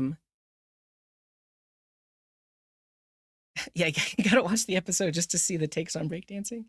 But after that, I don't need it to bind to the underlying value. Yeah, the main issue is I need the checkbox to be able to change it. Maybe there's a better way to do that. Oh, nice, Scott. You're going to a qualifier. That's awesome. In ASOC now. I'm doing good. I'm doing good. I mean, I've been coding a while. Yeah, this has probably been my longest live stream on the syntax channel. We're really close though. We're really close because I think the one thing I need to do is that copy as HTML button needs to include the sick pics and shameless plugs. So let's get that working.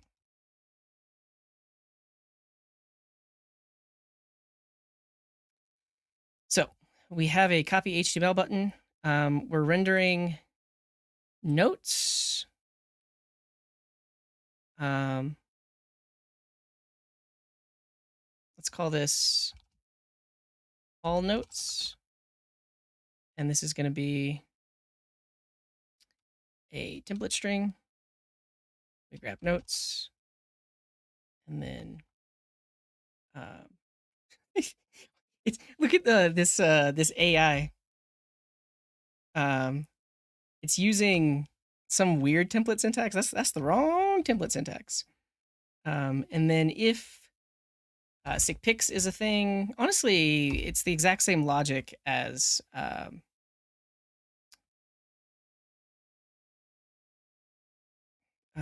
whenever we push to GitHub. Can I extract this into something that's reusable?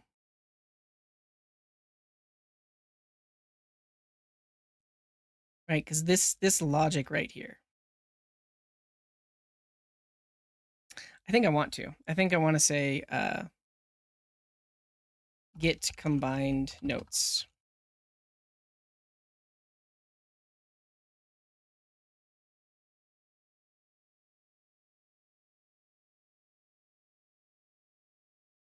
Like this. It will pass in the project. And we'll go from there. Where do we put this? I think just put this in utils. Is this a text util? Not really. It's more of a project util.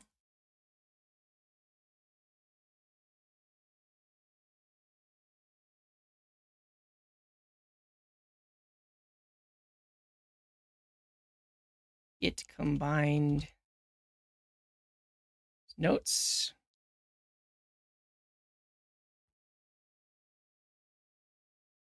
Great. And then we import project.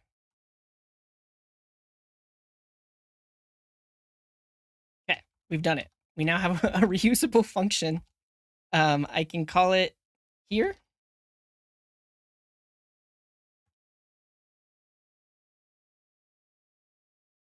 It's weird that it adds that.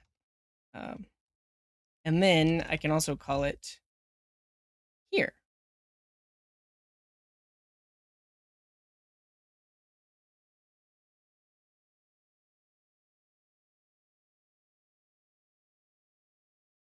And yeah, we'll see you later, Pranav. Thanks for hanging out. Like I said, this has been a long stream, so I understand if people got to go. Data.project like this.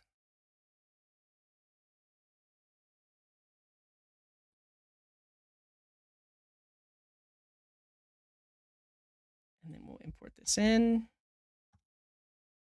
I don't like how my editor always adds that .js on the end there. Good luck with the bugs. Thank you. And then really we just kind of have to wrap this in a if.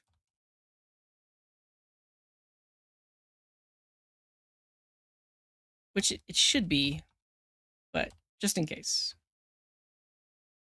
All right.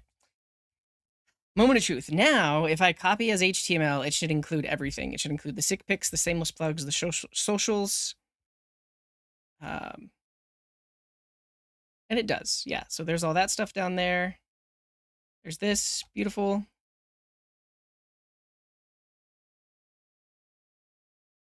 I want to also test like what happens if I remove the socials and then say copy as HTML. It got rid of the socials. Beautiful. What happens if I say no shameless plugs, but we do want socials, and then we copy as HTML? That has the socials and no shameless plugs. Okay, I think we're good. Let me clean some stuff up, and then we'll PR this. Okay, this file is a hot mess after I've been doing all this. I guess it needs to be a state variable. Yeah, see you later, David. Thank you so much for tuning in, and it's super awesome that we're using your library. So if anyone didn't know, this is the Markdown editor library we're using. It's called MDE, and David is actually the creator. So it's super awesome that they got to see me work on it and throw random codes at it. Cool. All right. Can I kind of just like ignore this error? Disable state referenced locally.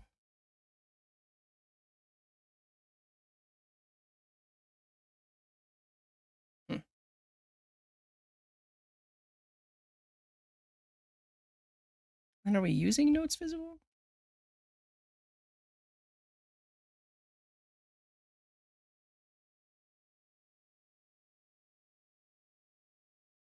I think we are.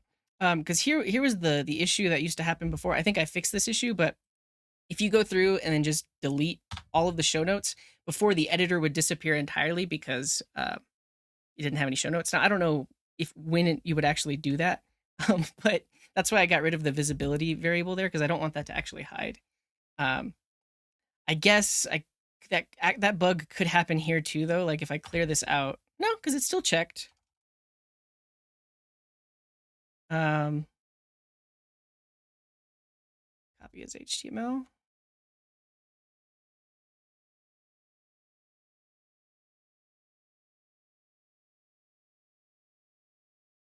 Yeah, oh, it works. Great. That's what I want to see. All right, I probably want to start a new project to make sure that still works. And also, let's test the markdown.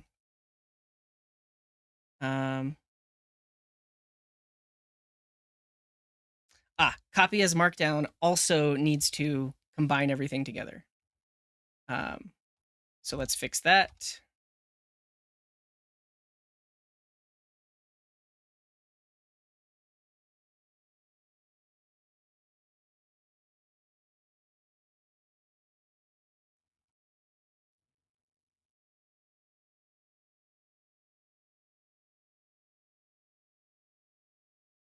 Let's say that it is not undefined, because this wouldn't be visible if it was undefined.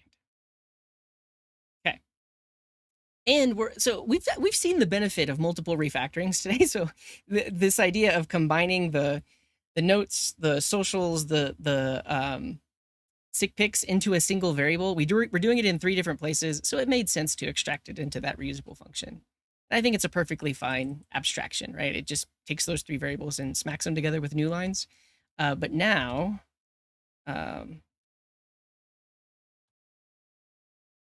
this copy as markdown should include everything, and it does.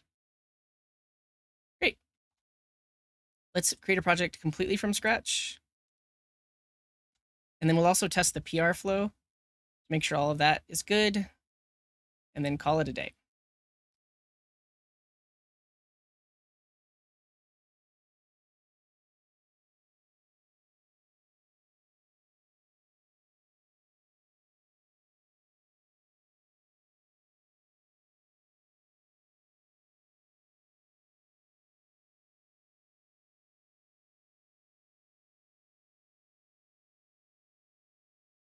Okay.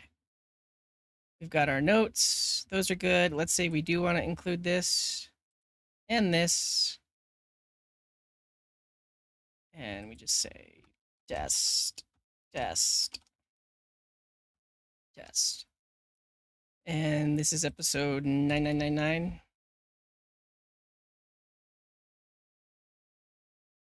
Tests do not merge. Okay.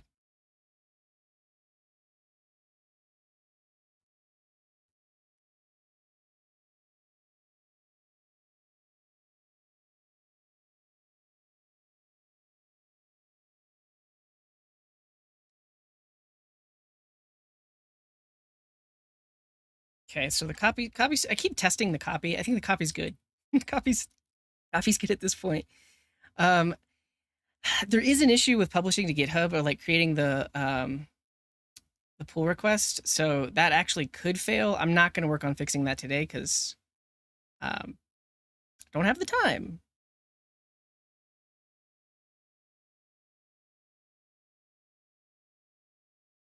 What just happened?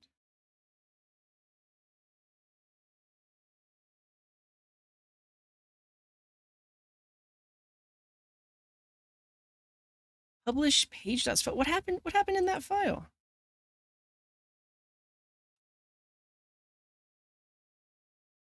Oh, we've got a syntax error.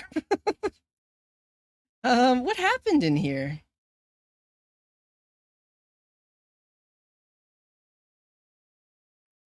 Oh, we're just missing a closing backtick.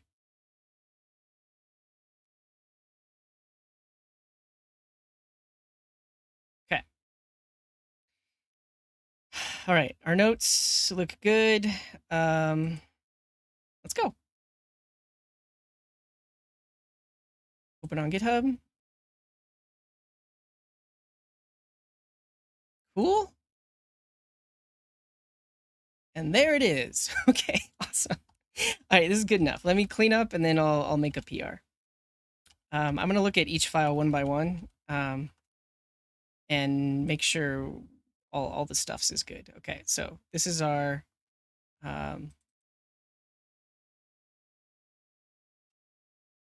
Markdown editor.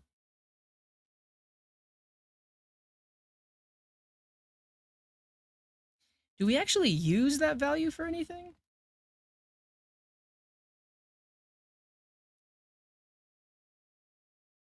We don't.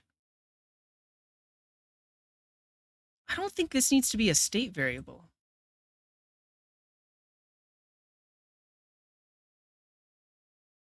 Because we're not, it really only needs to be that if we're like watching it for changes, but we're not because it's happening inside of here. I think this can be cleaned up by actually just removing the state variable entirely.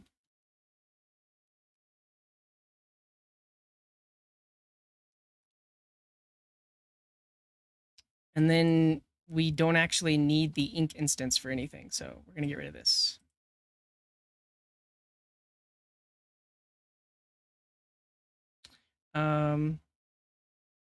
Oh, we do. We do.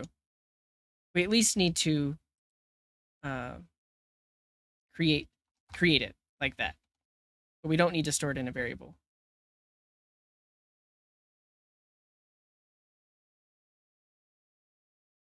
And this should be fine because when the component mounts, it's going to grab the initial value. And then every time after that, it's going to be updating it on state. So it's always going to have the latest value. And then if you go away and come back to this component, it was saved, so it always has the latest value. Let's just test that, but that should be how it works. So like notes, we can go back, we can go in here. Yeah.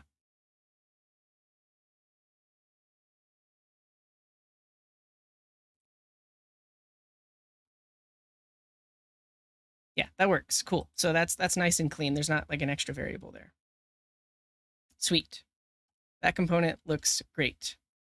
Next up, we have our project constants. That looks fine too. Then we have the project. I think the only change we made here was to add new properties to the project. Great. And then we added this function, get combined notes. And then on the project page itself, what did we do in here? We changed what happened when we get the metadata from the file. Yeah, we put the word show notes above the notes. That's the main thing. And then we don't need to add socials and sick pics because that's what we're working on right now. Great.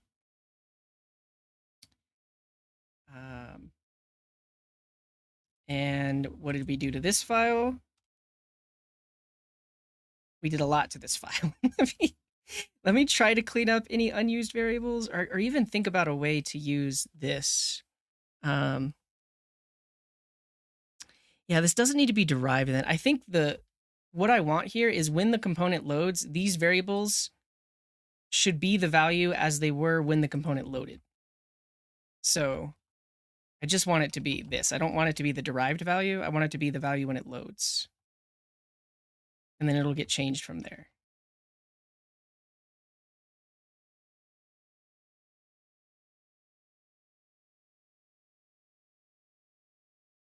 State.snapshot is what Scott says. That's good to know.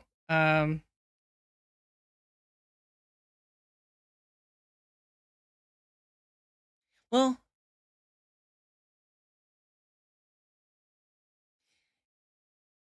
it's not a snapshot because the checkbox changes it.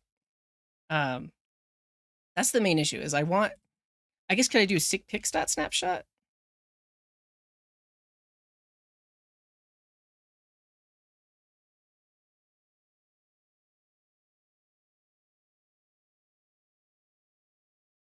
I want state.snapshot. Yeah, but that's the issue is these are derived values. They're not state values. Oh, okay. Okay. You all can't see. I'm reading the chat, so we're going deep. Please, my dear state, take a snapshot of those sick pics. Doesn't like that.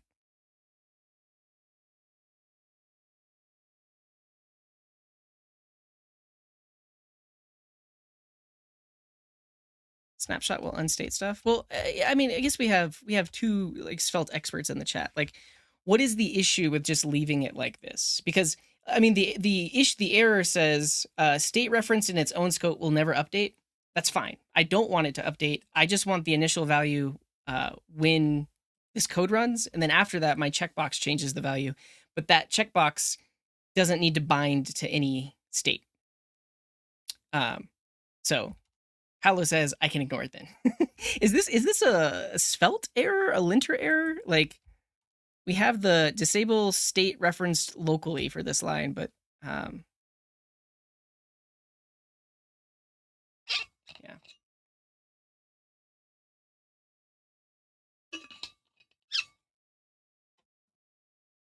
Okay, that's fine then. Prompt matter as well. Getting another warning. Yeah, and so it's to prevent you from thinking that it's going to create a derived value. It's good to, I mean, I guess that's good because I could see people trying to use it in that way. But I specifically don't want it to be a derived value. Okay, that looks good.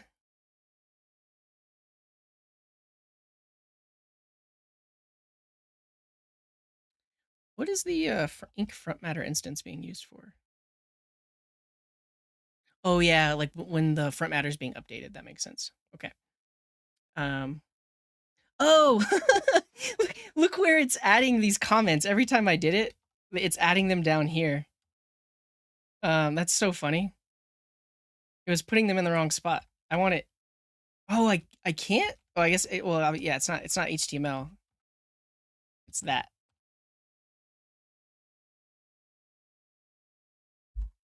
Is it this?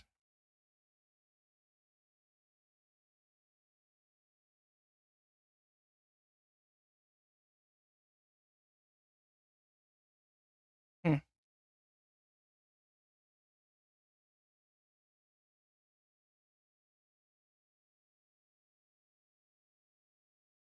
It really is not ignoring it. That's okay there. Okay. We can get rid of all this extra codes because we figured out just using the text content is completely fine. When we copy text, we're just copying for YouTube. So we're only copying the notes. I'm going to say copy. I think I'm going to change the button to say copy notes as text. And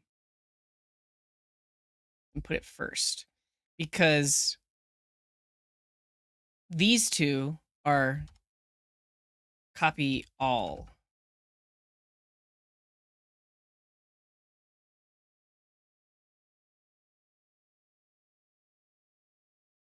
I think that's the workflow. Where basically, if you're copying it as HTML or Markdown, you actually want everything. But if you're copying it as text, you don't want the socials and sig pics. You just want the notes here. Cool.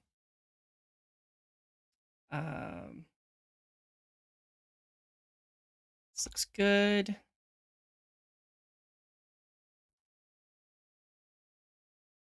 I want to say include socials. Include sig pics and shameless plugs.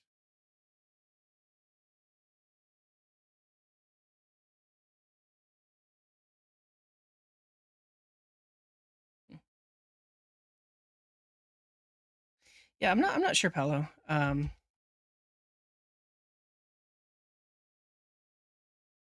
It looks like it's coming from Svelte.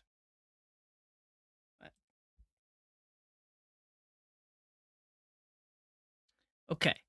I think the one issue right now is we do technically have duplicate CSS because the front matter editor still needs that CSS and it's being defined in here. I'm going to have to leave that for now. And then we changed publish as well.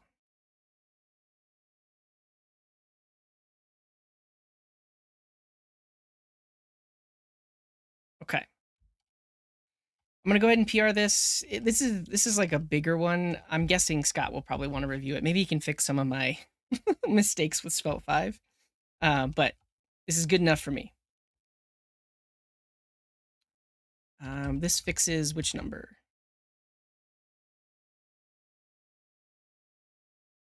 Number 33. And then also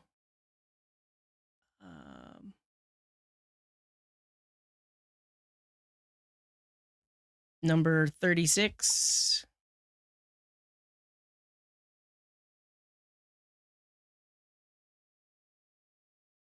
I just solved like 4 bugs. Wow. Okay. I didn't think about it, but this okay. This yeah, we did number 33 and we did number 34 and we did number 36.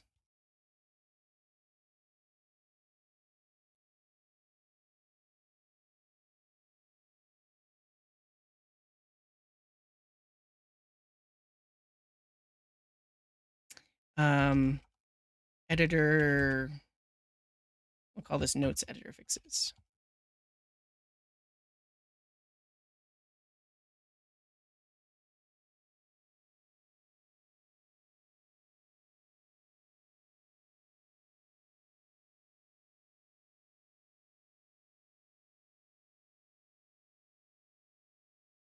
Great. We'll make a PR and we'll call it a day.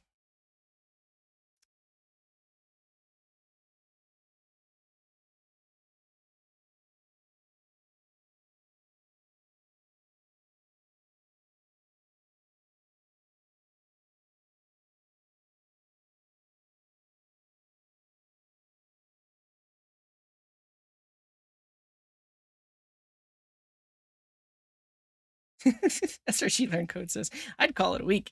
Someone tell us like 3 days work. You never saw 3 tickets in the same day. It's true. I think they're all like, they were all related. Basically, just the editor didn't do the things that it needed to do, right? So, now we have a section with sick pics and shameless plugs if we want it. And we're also adding show notes before the timestamps. Now the HTML button includes the socials as well because we combined everything together, which was a bug in another area. And then now, when you copy as text, it doesn't have all those extra new lines. Yeah, we did it. We did it.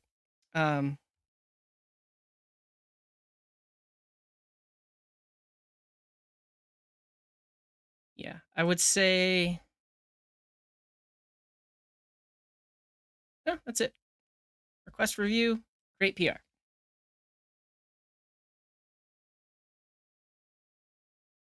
Great. That's 4 issues in one day. You sent me a REPL with the ignore working. Can you copy the ignore to see if it works? Sure. Where did you send that to me? Discord?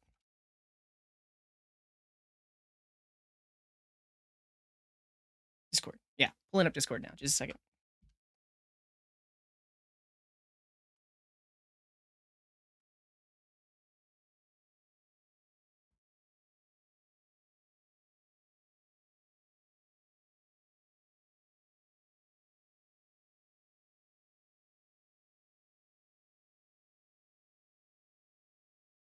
Svelte ignore state referenced locally. Oh wow, look at that nice animation. I mean, I don't know if that's on purpose, but the little yellow squiggly. Um, but yeah, let's see.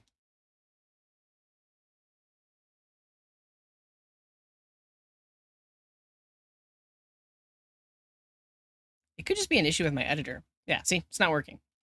We can reload. Yeah. Do not know why. It could be an issue with the Svelte extension that I have running in VS Code.